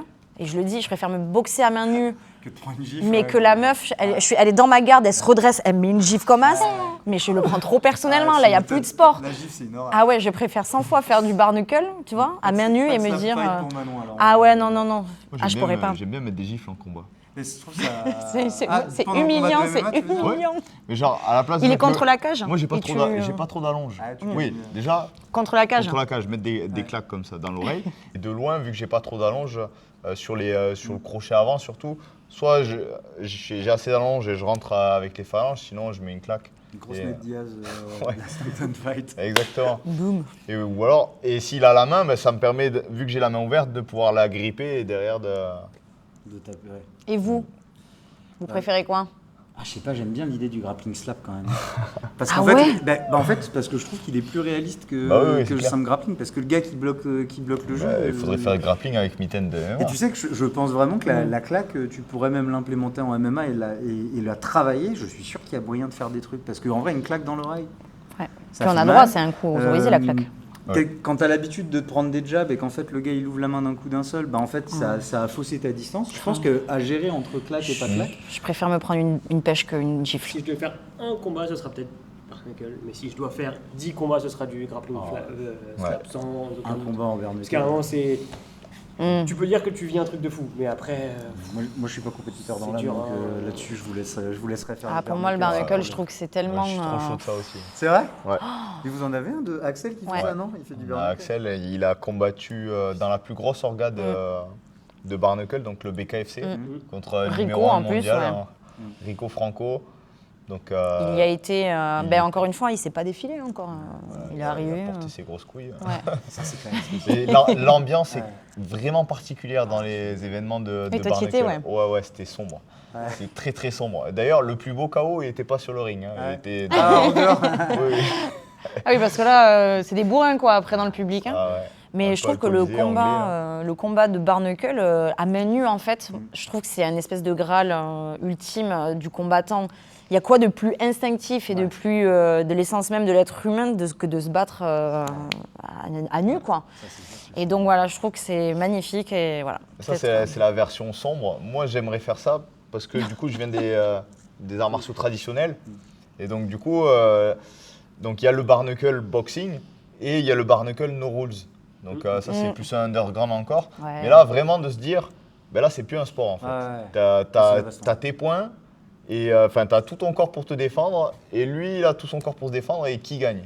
Et là, du coup, c'est vraiment une recherche martiale. C'est pour ça que j'aimerais Donc, faire ouais, ça. qui est vraiment le plus fort là? Et les sensations, pareil, on s'habitue au MMA. Là, on sait qu'il y a un arbitre. Bon, en bar knuckle aussi, il y a un arbitre, c'est pas le problème. Mais je veux dire que les pareil. gants, ça fait mal. mais main nue, ça fait plus mal, je pense. J'ose même pas imaginer. Ouais. Et de pouvoir se prendre un coup de tête, de se faire tirer les cheveux, de prendre des stompes, ça doit travailler avant le combat. Ouais, de ouf. Et du coup, la Ça doit être pression incroyable, que tu dois ouais. avoir, ça doit être... Ce que je trouve intéressant, c'est que d'extérieur, tu as la manière de parler d'un addict en fait, c'est qu'il te faut le petit shoot Ah mais il a supplémentaire. raison, il a Mais oui, raison. Mais oui, non mais je sais. Ouais, c'est ça qui donne intéressant, envie, ouais. Je trouve ça intéressant. Les sports en général, mais alors le Ouais. sport de combat encore plus. C'est ça qui donne envie, ouais. Il y a une partie d'addiction qui est Ouais, tu le vois dans tous les sports. Même un mec qui Ouais, court, à un bien sûr, moment, t'en as, bien ils vont sûr. se dire non, on va faire un marathon, on Tu va sais, faire un si je trail, faisais un triple Ironman. Et ceux qui Et ils sortent sont là, méga avec les balèzes, ailes. hein. Ah ouais. On peut dire ce qu'on veut, hein, parce que Best jump, incroyable Ouais. ce truc là. les gens ils pensent trop souvent que nous ce qu'on fait c'est incroyable. Et c'est vrai, on est beaucoup mis en avant parce que c'est vrai que c'est pas un sport facile et tout ça. Ouais. Mais les mecs qui font de l'apnée, qui frôlent avec la mort à chaque fois qu'ils plongent et tout, ils sont 100 fois plus courageux que moi, je peux vous le Il y dire. a hein. énormément de sports bien plus dangereux que l'autre. Ah ouais, c'est clair. Les gars qui font des rodéos. Mais grave, hein. Mais c'est vrai avec le Alors, temps. tu vois, est-ce que tu irais Je jusqu'à je m'attendais pas à celui-là. Mais moi j'ai regardé Les un mecs qui j'ai font du regardé un reportage badminton. sur Netflix incroyable. Je crois que c'est toute une série sur le rodéo. Les types, ils sont littéralement en miettes. Ils ont les épaules disloquées. Ils se sont Ah fait ouais. casser les os 25 000 fois. Et même rodéo à cheval, hein, sans parler du Ah ouais, rodéo ouais. à taureau. Il y a aussi le rodéo sur cheval. Jamais de la vie. Mais là, pour le Moi, coup, ça, j'aimerais bien aussi. C'est ma vibe Tester. américaine. Mais moi, ce que j'aimerais faire, c'est la motocross. Moi, j'aimerais tester plein de trucs. Complètement. Le risque de blessure est. Bah, même la boxe, c'est plus dangereux que le MMA en vrai. Donc, Ça, mon grand-père est pas d'accord. c'est vrai. Ouais. Tous les que je vais manger chez lui, il est ancien. Il était entraîneur de boxe anglaise. Pour lui, c'est nous, c'est plus dangereux, nous. Mais Putain, parce C'est que normal, hein, c'est le normal. grand and pound, c'est l'image fait. Je pense que c'est juste impressionnant parce qu'ils ne se C'est rendent pas ça. compte que le grand and pound, il y a beaucoup de coups qui passent dans les gants et puis il y a beaucoup de coups aussi qui passent un peu à côté. Il y a souvent moins d'amplitude. Ouais, il y et a pas puis la- pour la mettre KO un lignage gars large. en grand hand Ouais, il faut y si aller, t'es hein. pas debout, c'est chaud. Ouais. Non, mais j'ai souvent ce débat-là avec lui parce que la boxe anglaise, c'est le noble art. Oui. Et donc, c'est vraiment Ouais, mais- mis en valeur et mis. C'est La zone de faire coup, elle est la quand boxe. même là. Alors que c'est. Et ils ont l'onde des de- chiffonniers, ouais. enfin, Bien sûr. Et l'onde de choc, elle est quand même plus importante avec les gros gants. Donc, Ouais, l'onde de Pour le choc est plus cerveau. importante, il vise majoritairement la tête, t'as pas la possibilité une fois que t'as Et été puis, touché c'est pas d'aller 3 au fois sol. 5 minutes. Ouais. C'est 12 rounds. Reste relevé, ouais. c'est Ouais, t'es KO, tu peux repartir quoi. Tant que tu fais ça. Ça va, ça va. Moi je trouve ça bien, mais je trouve ça trop chiant à regarder par contre l'anglaise. Je m'ennuie à mort. Comme toi. Et pourtant il y a des beaux combats. Il y a des beaux combats, ouais. Mais je regarde que les highlights. Parce que c'est long. Et c'est encore plus stratégique que le MMA parce que du coup les zones de frappe réduites, les typologies de coups réduites. Ouais. C'est Moi j'avoue que je suis un peu comme toi, c'est vrai que c'est du mal aussi. c'est chiant. Et le JJB alors Ouh là là là là, il va se faire tirer les oreilles par les black JJB à belts. regarder. C'est long. Le Kim ou le Le Kim. Ah, le Kim, ouais. Le Nogi, Ah, ça me fait. à la limite ça va. J'étais allé voir le Polaris en Angleterre à l'époque, mais et du coup c'était assez cool. Il y avait Gary Tonon, il y avait Rosimar Palares. Mais d'ailleurs c'est ce combat-là je l'ai vu en live. Que j'ai interviewé ce gars-là. Et Ouais, puis, j'ai j'aime bien tourné avec lui. le regarder. C'est comme ça, mon gars. Quand tu le vois se jeter sur tes chevilles, Ah ouais, ouais. Mais surtout quand tu sais qu'il lâche pas C'est ça. après que tu tapes quoi. c'est une petite bûche. Hein. Il est vraiment tout petit. Mais là du coup j'avais kiffé. Mais les combats en kimono, les deux, ils tiraient la garde. Ouais. Vas-y c'était long. Saoul. Allez. Ouais. Vas-y. Donc on parle de combat et là pour le coup justement la transition elle est toute faite. Vous avez 2 combats en approche. Ouais. Et on va parler peut-être tout ça puis je pense qu'on aura clos. On va pouvoir vous libérer parce qu'il est déjà relativement tard. Ouais, mais ça va, on est bien. Ouais. Nous, avec Yoann, on vit pour les caméras. Ah, On je vois assume, ça. pas vrai hein? On est bien, nous, ouais. Oh non arrêtez. Nos photos, nos photos. C'est pas son Pas meilleur mon meilleur profil, hein. Chips. Donc alors justement, donc toi ce sera ton retour dans la cage après Ouais. 1 an. Et donc 4 sans- mois, ouais. même au moment du combat, ça fera 1 an et 4 mois. 1 an et 4 mois. Ouais. Donc sans rentrer dans la cage, est-ce que ça te manque là maintenant? Là, tout de suite, ouais, il me tarde de diète. Bon, la prépa commence à me saouler, ça y est. J'ai eu les 3-4 premières semaines où j'étais là, ouais, c'est trop bien. Là, je commence à me dire, c'est chiant, mais ça va. Je sais que c'est des phases, donc ça va. Mais par contre, il me tarde d'y être, de retrouver les sensations. En fait, moi, je me suis jamais battue de ma vie. Et j'adore me battre, en fait. Je me suis rendu compte que quand comme il a dit Yoann, parce qu'en plus, il n'a pas fini de dire tout à l'heure ce qu'il pensait de moi. Il a parlé que de mes débuts. Il n'a pas fait la finalité. Moi, je me suis rendu compte, il a dit, je me suis révélée. En plus, on avait des petits gants.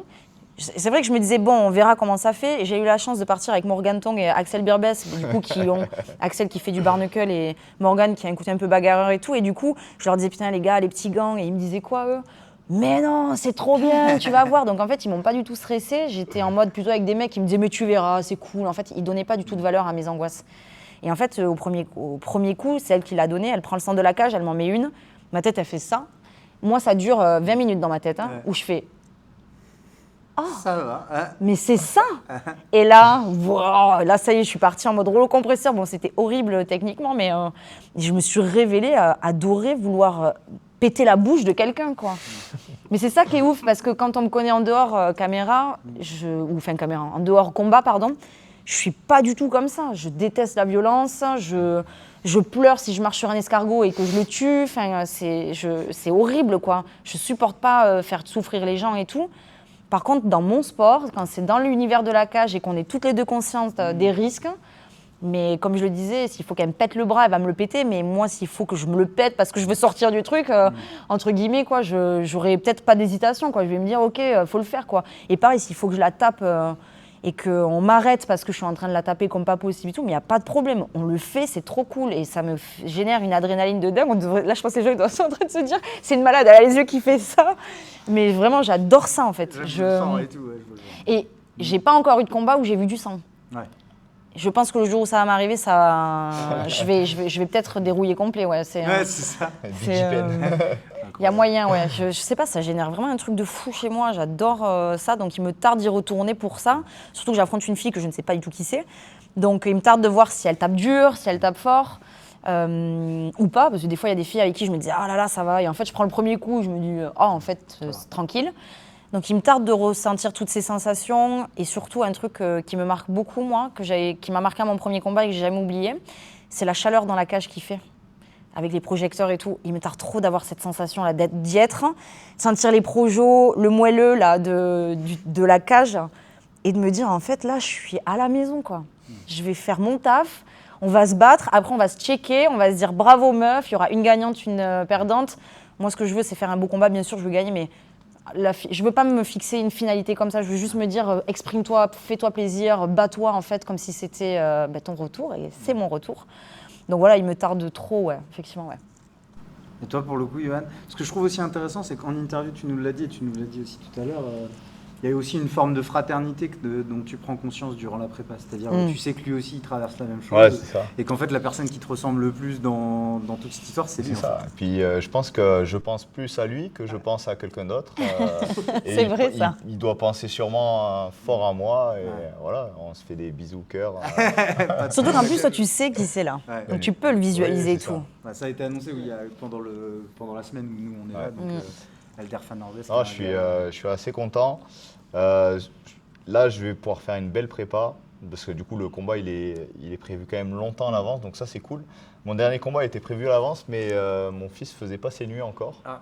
Donc, j'ai passé une prépa très difficile, à faire une nuit sur deux, plusieurs réveils nocturnes. Donc, j'y suis allé quand même, j'étais prêt, j'ai fait un beau combat. J'ai pas eu le résultat que je voulais forcément. Mais là, je suis content de pouvoir y aller en exprimant mon plein potentiel, et je suis content de prendre un adversaire aussi fort et aussi expérimenté que lui, parce que du coup ça veut dire que moi aussi je suis fort si je l'affronte, et si je le bats encore plus. C'est un gars qui a été champion donc, chez Hexagone. Et du GFA. Oui, du GFA, c'est vrai. Exactement. Donc, et qui a battu Thibaut Marino, un gars que nous on connaît aussi. Donc, Mais ça c'est vrai, vous le dites, enfin, il le dit Johan, mais il y en a plein qui disent ah il est trop fort ce mec que j'affronte et tout. Ouais, mais peut-être ce qu'on te met en face, c'est qu'aussi t'es balèze en fait. Ça, il faut en prendre conscience, il faut arrêter de les idolâtrer et de les mettre sur un piédestal, parce qu'en fait ils sont comme nous. Pas pour ça aussi, quoi. Il y a génial, 2 points de jambes. S'il me sous-estime un petit peu, alors là C'est le meilleur. Ouais. c'est génial.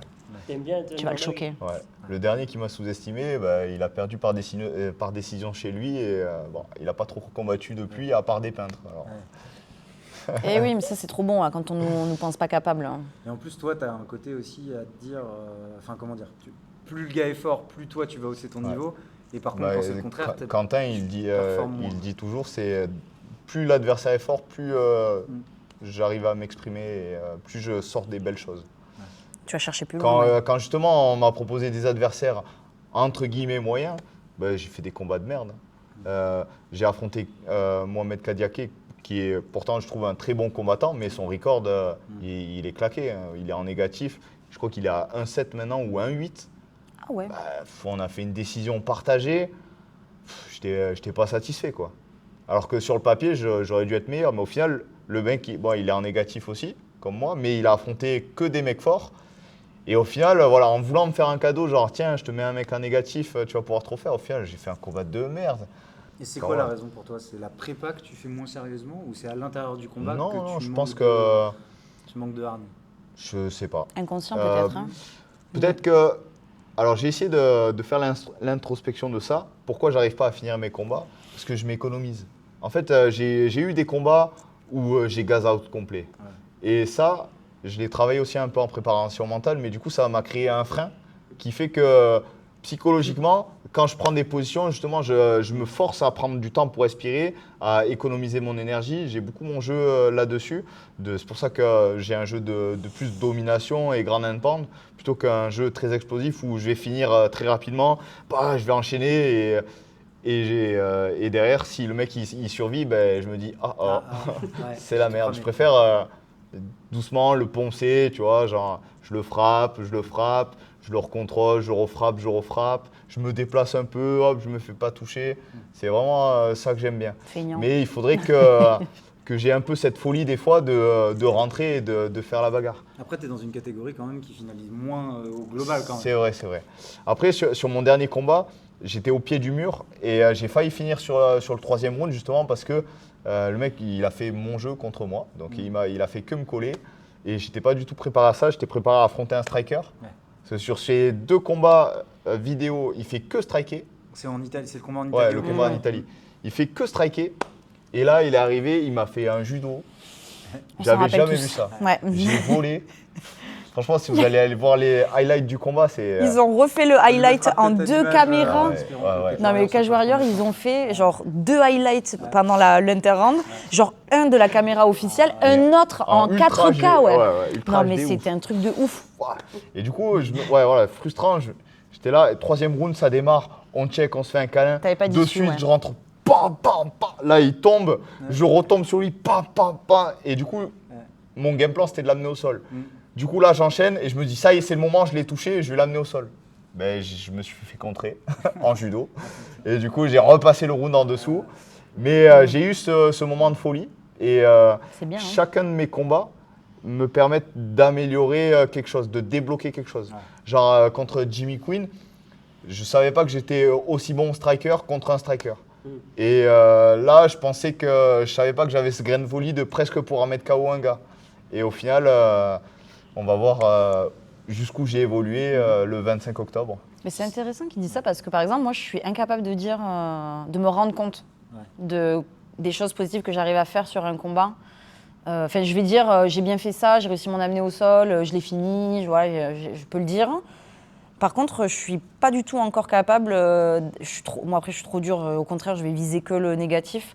Mais de prendre le recul et de me dire, par exemple, Océane Craig, je l'ai affrontée 4 fois. Elle est quand même semi-pro ou même peut-être pro en Muay Thai, ouais. Et en fait, premier combat face à elle, elle strike, je strike, je me défile pas et je pourrais reconnaître avoir, même si j'ai pas du tout son striking, hein, mais en gros, j'ai réussi à striker potablement face à une meuf qui strike super bien parce qu'elle a un très bon striking, elle est très dynamique, elle envoie beaucoup de coups.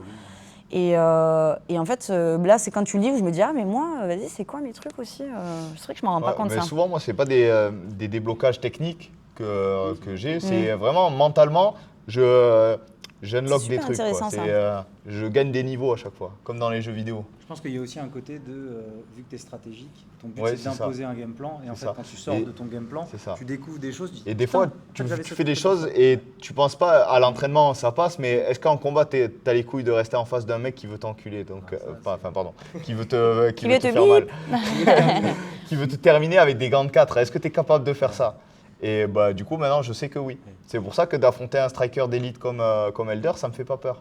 Parce que je sais que, ouais, il va vouloir m'arracher la tête, mais je sais ce que j'ai dans les points aussi. Ouais, et puis J'ai- t'es un bon contreur. J'ai pas mis de gros KO, par contre, j'ai mis des downs en combat. Sur plusieurs de mes combats, plusieurs fois, les mecs, je les touche, pouf, ils font l'ascenseur.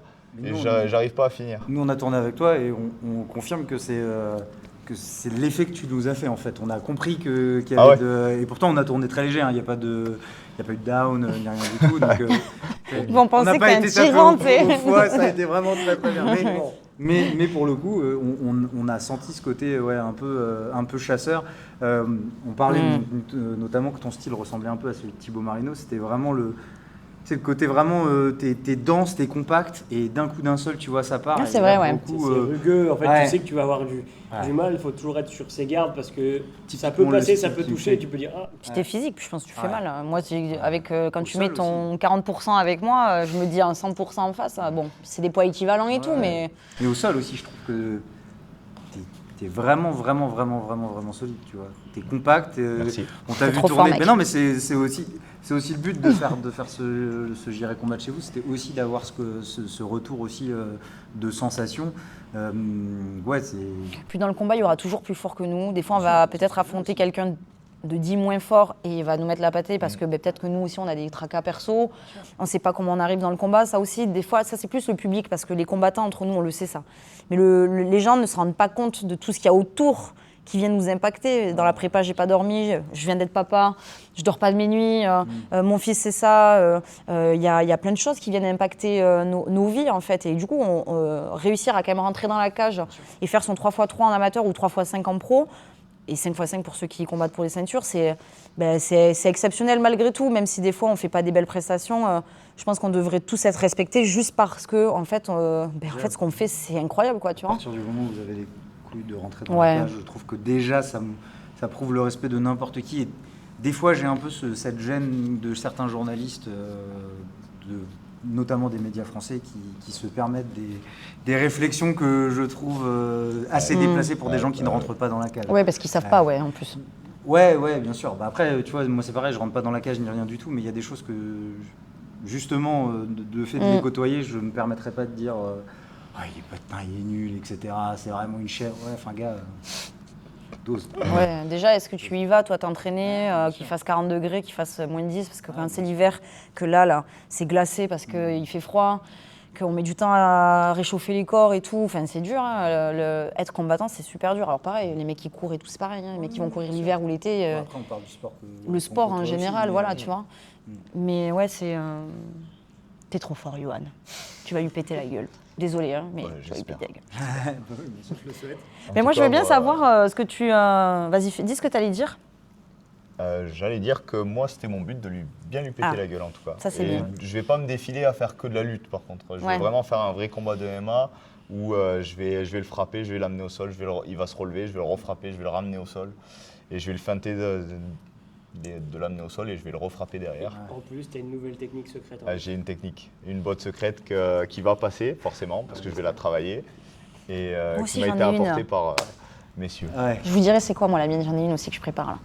Ça, pour le coup, c'est le moment. Ah ouais, non, ce sera peut-être publié un peu avant de. L'idée, ce ton serait combat. que ce soit avant quand même. Si Ouais. on utilise leur combat, Ouais. c'est que. C'est un peu ça. Toi, t'as dévoilé ton game plan, là. Bon, de toute façon, il sait. Hein. Et c'est comme moi, je sais que ce que lui, il va faire. Bien sûr, bien sûr. Il mixe aussi pas mal, donc, mais là, il vient de faire du K1 pendant 1 an, donc Ouais. je sais qu'il va vouloir, Il va vouloir s'exprimer, Il va vouloir me mettre KO, quoi. Mm. Généralement, les gens, ils veulent me mettre KO, et moi, je veux les amener au sol. Donc voilà. Let's go, quoi. Donc Et, on va voir qui arrive à imposer quoi. De toute façon, c'est un peu ça l'histoire. Exactement. Qui impose son jeu, ouais, à l'autre. Moi, je veux bien savoir, du coup, la finalité de ce que tu penses de moi, là. Je veux pas lâcher ça, je veux savoir. C'est devant les caméras, on va voir ce que tu vas dire. Je rigole. Maintenant, Ben, t'as dit couillu, ouais, et voilà, la suite. couillu, et puis maintenant, tu as réussi à mettre en place ta vie autour du MMA. D'une façon différente de la mienne ou de celle de Quentin, mais au final tout aussi respectable, et tu arrives à gagner ta vie maintenant grâce à ça, donc c'est très bien. Et tu n'as pas les mêmes objectifs que moi ou que d'autres compétiteurs, mais chacun a ses propres objectifs, donc c'est très bien ce que tu fais. Ouais. Et puis t'es sympa. Non, mais je suis méga sympa, moi, je trouve. Hein. Je suis méga drôle. Hein. Puis elle fait bien la cuisine. Je cuisine bien, ouais. Des fois, ouais, je suis là. T'as mangé, non? J'en ai eu trop, t'en veux? Donc pour le coup, vous avez pu tourner aussi donc avec nous deux, mais là pour le retour serait peut-être un peu plus pour celui qui rentrera dans la cage à un moment donné. Je pense que tu vas quand même refaire grave, des combats, hein. C'est quoi un peu l'avis que tu as eu sur... Bah, je trouve que t'es surprenant, genre t'as des bons changements de niveau. Bah, tu m'as surpris sur un takedown d'ailleurs. Un peu un sacrifice, mais voilà. En striking, je pensais pas que tu allais me toucher autant parce que je t'avais vu tourner au sol et j'avais vu tes oreilles, du coup je me suis dit que forcément... Et puis vu comment tu parlais du sol, tout ça, je me suis dit, bon, c'est sûr qu'il est plus expérimenté au sol qu'en boxe. Donc je t'attendais plus sur de suite des tentatives de takedown et au final, tu es quand même assez complet. Et quand je tournais au sol avec toi, tu as quand même des bonnes positions au-dessus. Bah, j'ai réussi à mettre en place 2-3 trucs, mais tu mérites ta ceinture bleue en tout cas. Et c'est prometteur pour la suite. Tu vois. Je sais pas c'est quoi tes objectifs, mais voilà, continue. Je veux faire quelques combats pour les vivre, pour voir ce que c'est. Je pense que j'ai pas des grandes velléités de combattant, de performance de combat, mais par contre je suis très content de vivre ces moments-là tant que ça me fait kiffer. Ouais, tu J'aimerais kiffes. me diriger vers du coaching à terme, C'est ça aussi. prendre le temps de le faire. Et j'ai envie de combattre pour comprendre ce qu'un combattant, qu'un jour potentiellement j'accompagnerai au bord de la cage, ressent. Je trouve que c'est important. Et que finalement tous mes combats, qu'ils soient plus ou moins bien passés, c'est des moments forts pour moi qui m'ont Bien marqué. sûr, Donc, C'est des souvenirs indélébiles. Ouais. Mais c'est vrai que moi je te verrais bien aussi en tant que coach, ça c'est certain. Le côté partage, ça pour le coup c'est aussi quelque chose qu'on a vu ici très fort. Il y a ce côté un peu, genre vous vous mettez à part et vous échangez sur des techniques et vraiment ça peut aller très loin et durer très longtemps aussi. Et c'est grave cool. Ouais mais pour le coup c'est hyper agréable. En plus vous partagez très volontiers, Oui, même c'est avec nous, on s'est pas senti... non, il n'y a pas de rétention de Ouais. savoir. On s'est pas senti Mais- à part, on s'est pas senti mis à l'écart, etc. Vous savez pas ce qu'on a dit sur vous hors caméra. Ouais, après, peut-être. Mais tu vois, dès le début, le fait que Quentin ait dit tourner aussi avec eux, tu vois, ils sont venus de loin Ouais. pour venir tourner. On n'a pas tourné ensemble quasiment, je crois. Aussi, Nous, peut-être on n'a une pas fois, encore je crois, tourné en ensemble, rapide. par contre. Non. Il Mais reste encore que demain. globalement, tu vois, tout le monde a été vraiment... Au contraire, on est venu échanger des techniques C'était grave avec cool. Johan. Ouais. On a posé des questions sur des trucs qu'on a trouvé intéressants en grappe. Ouais. Il y a carrément des gars qui ont pris le temps de nous montrer leurs petits tips. Petite transition. Ben, là, pour ça, j'ai un mot, moi, passionné. Quoi. Ouais, je pense c'est que TFT, c'est un club de passionnés. Je suis d'accord. Il y a des gens qui viennent que pour le kiff, le loisir. Mais je pense que dans la 80% de nos adhérents, même des loisirs, hein, attention, nous on a des loisirs qui viennent, des fois on est là, mais on va vous faire payer un loyer en fait. Vous êtes tout le temps là, tous les jours, pendant 4 heures, vous êtes là et vous tournez, vous vous amusez, vous discutez, vous allez manger, vous revenez. Après, c'est ce qu'on voulait à TFT, c'est l'ambiance de TFT. Hein. Mais c'est passionné, on a des gens qui sont curieux, qui s'intéressent à tous les athlètes du club, qui ont envie de le faire aussi. Qui même regardent en fait le MMA, les sports autour. Ils sont vraiment curieux, ouais. Il y a vraiment ce truc de passion, on s'implique. C'est super familial, ça c'est Ouais. certain. Ça se voit d'ailleurs que vous prenez à cœur la vie de tout le monde. On a vu des choses, notamment ce matin, avec un petit jeune du club. Ça prouve en fait le côté très humain de ce club-là, et ça clairement c'est cool. Et on se le disait nous en off, on disait putain mais en fait on a commencé par Tactica, les résultats derrière on va un petit peu galérer, on n'est pas sûr de trouver des Je gens. pense que ça va être dur, aussi. ouais. C'est Et, possible. et je trouve que c'est important de rappeler qu'on peut allier la performance, Bien parce sûr. que vous faites globalement des performances oui, de fou. excellentes, Ouais. avec de la compétitivité et du fun, de la bienveillance. Ouais. Mais Je trouve que c'est- Tout comme on c'est peut hyper faire du encourageant. business et du social en même temps. Tout à fait. Ouais. Tout à fait. Et on a eu, moi j'ai déjà un combattant du club amateur qui va bientôt passer pro, qui me disait dans le club là où il était avant, il allait à l'entraînement avec la boule au ventre parce qu'il savait qu'en fait c'était qui va prendre ma place quoi. Donc c'était la guerre un petit peu, il y avait une espèce de rivalité mais qui était malsaine. Par exemple, nous ici, des 61, on en a plein. C'est vrai. Ils s'entraînent entre eux et ils s'affrontent des fois. Enfin, ils s'affrontent pas, pardon. Ils s'affrontent sur les. Si jamais il y aura une finale monde ou quoi, il y aura un affront. Mais c'est des mecs qui s'entraînent entre eux et il n'y a pas de genre toi t'es allé à cette compétition et tout ça. 61 aujourd'hui, mais... Oui, mais là c'était, Non, c'était bon franchement enfant, c'était pour le bon coup. enfant. Et au final, je pense que ouais, il y a vraiment ce truc là d'unité au club et. Je pense que c'est à l'image à la fois de Johan, de Quentin, de toi, d'Axel qu'on a moins vu pour le coup, mais je suppose aussi. Tu vois, Oui. donc, Ah ouais. clairement, c'est hyper cool. Mais tout le monde, hein, en vrai, on a passé des bons moments avec tout le monde est vanneur. Je pense que ça aussi, Ça remet les choses. Ah, ça, c'est obligé. Ah, tu perds, tu prends cher. Ah ouais, moi je me rappelle une fois, c'était contre Océane en avril, là, le combat où j'étais vraiment pas dedans. Et sur les 15-20 dernières secondes, elle a une guillotine où elle est en montée et elle est en train de m'étrangler. Et je la sens vraiment, la guillotine. Et là, je me dis, maintenant tu tapes pas, parce que sinon, Yohan, il va t'insulter. Et du coup, j'ai pas tapé, j'ai cru que j'allais dormir, hein, parce que vraiment dans ma tête, je suis là en mode, c'est mort, je tape pas. Parce que je pensais à Yohan qui allait me dire, haha. Et du coup, après, j'ai eu Yohan et je lui dis, putain, elle était en train de m'étrangler et je pensais à toi. Il me dit, mais j'étais devant mon écran et je disais, si tu tapes. Ouais, voilà, c'est ça. J'ai exactement dit Ta ça. gueule, si tu t'es endormi. Ouais, voilà, c'est ça. Mais je savais que si j'allais taper, c'était pire. Ouais. Ah oui, Tu vois. Et du coup, t'imagines, pendant que je suis en train de me faire étrangler, il restait 15 secondes, je savais que j'allais pas sortir, elle était trop bien engagée et elle était super bien installée sur moi. Je pensais à Yohan et je me disais, non, c'est mort. Moi, à chaque combat, j'ai Axel qui me dit fais bien attention à ce que tu vas faire. Oui, parce que que je vais Axel, pas te rater. ouais, parce qu'Axel, on Axel, l'a- quand il a combattu en barnacle, il s'est fait compter plusieurs fois. Ouais. Et 6 du fois, coup, ouais. je faisais que dire putain, mais qu'est-ce que t'avais fait tomber? Tu refaisais tes lacets, t'avais fait tomber tes lentilles. Ah ouais, et on a fait ça pendant ça un fait an 2 presque. ans et on continue. Des Moi, je ouais, continue. ouais. Du coup, à chaque fois, il me dit te rate pas. Hein. Ouais, parce que si on se rate. Du coup, j'ai la pression, je me dis putain, là, quand j'ai pris la prise de judo, au ralenti, je me suis dit, oh, putain. Je vous jure que c'est vrai, ça, la chute, elle a duré 30 secondes, je me suis dit, putain, fais chier. Parce que je l'ai pris une fois, et derrière, je l'ai pris, mais vraiment à la claquer. Mais du coup, Axel, il me dit, t'as fait quel bruit quand t'es tombé? Il fait, Ouais, c'est vrai qu'on en rigole, mais c'est de suite. Comme Ouais. ça, en fait, on laisse pas le malaise s'installer.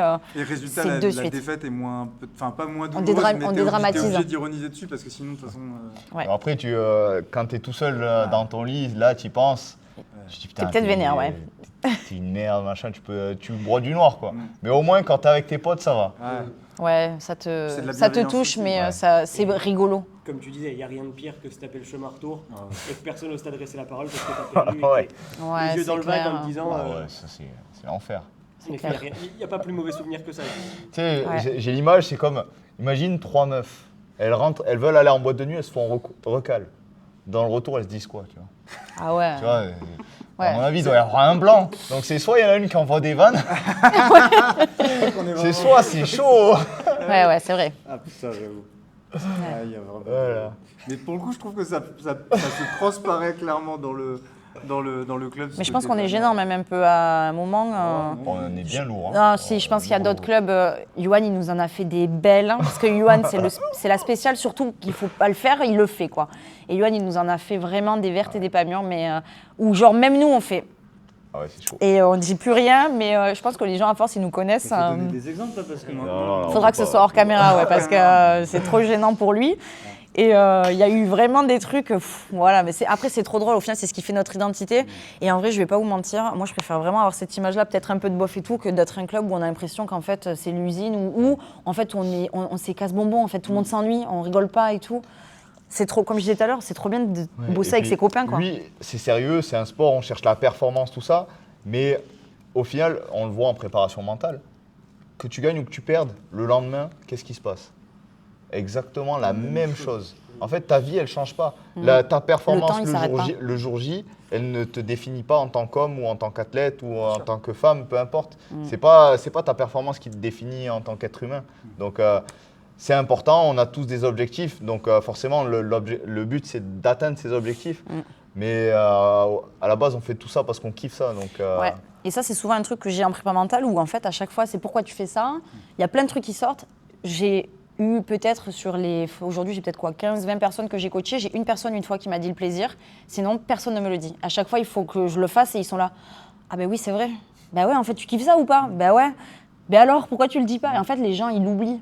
Tellement le truc de la matrix, on est matrixé, pardon, de la perf et tout ça. Et c'est vrai que ouais, on oublie de kiffer. Ouais. Du coup, je pense qu'on va peut-être rester là-dessus sur le mot de la fin. Ça me va. En deux Alors mots, qu'ils si font. vous êtes- Ouais, si vous êtes de passage à Toulouse, clairement, allez kiffer au Tactica. Ouais, on accueille Fighting. tout le monde. Franchement, c'était grave cool.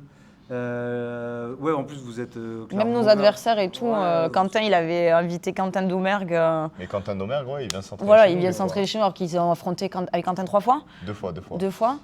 Et Enfin, Quentin Arola a fini 2 fois à l'hôpital, commotion cérébrale. Ouais, 2 fois, ouais. Et Donc, après, en même temps, l'histoire du tactical, elle est née aussi comme ça. C'est-à-dire, Une toi, amitié, ouais. on t'avait proposé Quentin pour Oui. l'affronter. Ah, exact. Donc, je trouve que c'est bien aussi d'avoir ce genre de choses. Et franchement, ouais, nous, on a kiffé. C'était une super expérience. Il nous reste encore. C'est pas fini. Il nous reste Ouais. encore 2 jours, à faire. Donc, franchement, c'était top. Merci beaucoup en tout cas pour l'accueil. C'était vraiment. Merci à vous. Merci Ouais, encore. vraiment mais super. merci à vous pour aussi, parce que là, vous nous saucez, mais nous aussi, on va vous saucer 3 secondes. Après, ça sera fini, mais vous êtes super gentils, accueillants aussi, parce que vous venez nous démontrer plein de choses et vous nous expliquer un petit peu vos projets, vos rêves, vos aspirations futures, et ça, c'est trop cool. Vous êtes super agréables, en fait, et super... Enfin, les échanges, ils sont super intéressants. Il y a jamais de jugement. On est toujours dans des écoutes, dans du débat, dans l'apprentissage aussi de ce que vous avez à nous apporter et tout. Moi, je me suis régalée de vous rencontrer. C'était trop cool. Discuter avec vous, c'était trop bien. Voilà, c'était moi. Enfin, j'ai vraiment adoré. J'ai pas encore tourné avec vous. On le fera demain si on a le Avec temps. plaisir.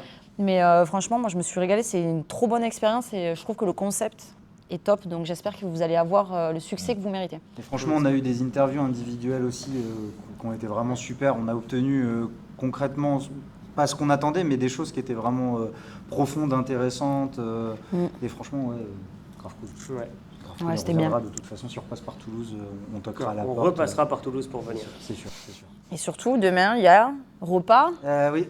Et c'est après, ça, c'est ça. J'allais dire en plus tout à l'heure quand tu parlais de cuisine, demain c'est cheat meal, t'as le droit. Ouais, demain je m'autorise. On a mangé hier aussi dehors, mais j'ai mangé une salade César, Ouais. très carrée. Demain, par contre, gros cheat meal. Mais je te dis ça, mais ça se trouve, je vais arriver, je vais dire, oh, en fait, non. Petite salade. Peut-être, ouais, une petite salade Et italienne. nous on aussi. ira boire des On verra. bières pour C'est ça. compenser. Il y en a un qui prépare pas de combat dans l'équipe.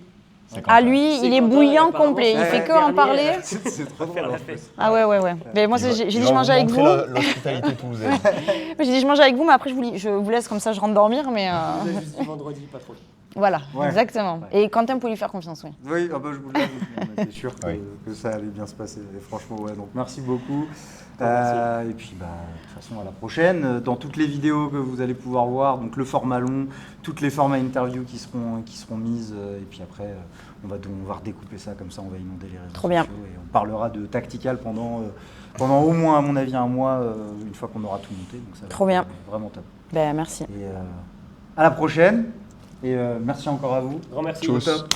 Tchuss. Et suivez-les pour leur prochain combat. Vas-y, Oui. redis où est-ce que tu combats? Alors moi je combats, gros big up à la famille Fernandez parce que franchement à chaque fois ils font des événements incroyables et j'ai la chance d'avoir fait mes débuts là-bas et je refais mon retour là-bas, donc merci beaucoup.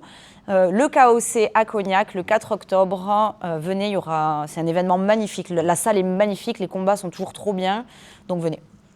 Et bien moi je combats le 25 octobre au Zénith de Pau à Lyon FC. Ouais. Donc voilà, ça va être cool. En main event en plus. Co-main event, Co-main co-main event. Et je combats un mois plus tard à Limoges en main event cette fois-ci. Ah, d'accord. Mais déjà, C'est bien. Elder, Ouais. il D'abord va- Elder, après on D'abord, passe dans la suite. Ok. On avance un pas un coup. Bien sûr. Pareil. C'est ce qu'il faut faire. Et tu vas choquer le monde, ça va être bien. Ouais. Ouais. Le monde, je sais pas, mais en tout cas, Notre monde à nous, Notre en tout monde cas, à du nous, MMA ouais. français, oui. En tout en cas. tout cas Ouais. j'ai à cœur de faire bonne impression. Moi aussi, pour mon m'étonnes. retour, pour les femmes, pour tout ça. Bien sûr. Ça va être trop cool. Un gros brand and pound. Tu mettras une petite gifle en pensant. Franchement, si j'y pense dans le combat, si j'essaye de caler une petite gifle, ça sera, désolé Dorine, hein, c'est le jeu, hein, mais Ouais. ça sera pour vous. sera Genre, comme ça. franchement, si vous voyez la gifle, c'est pour vous. Hein. On valide. Je sais pas si on a le droit de se lever, d'en mettre une comme Oui. ça. T'as le droit, t'as le droit. On verra. gifle, t'as le Franchement, droit. Franchement. parce qu'en plus là, je peux le faire et elle peut me le rendre parce qu'on a le droit de se taper après derrière, alors qu'au grappling, on ne peut pas le faire. Donc là, peut-être qu'il y a moyen qu'il y a des gifles qui Attention, partent. coup de tête quand même. Ouais. Non, vous Pas inquiétez trop pas, le ça droit. je fais attention. Je vais me contrôler tant qu'il n'y a pas de sang.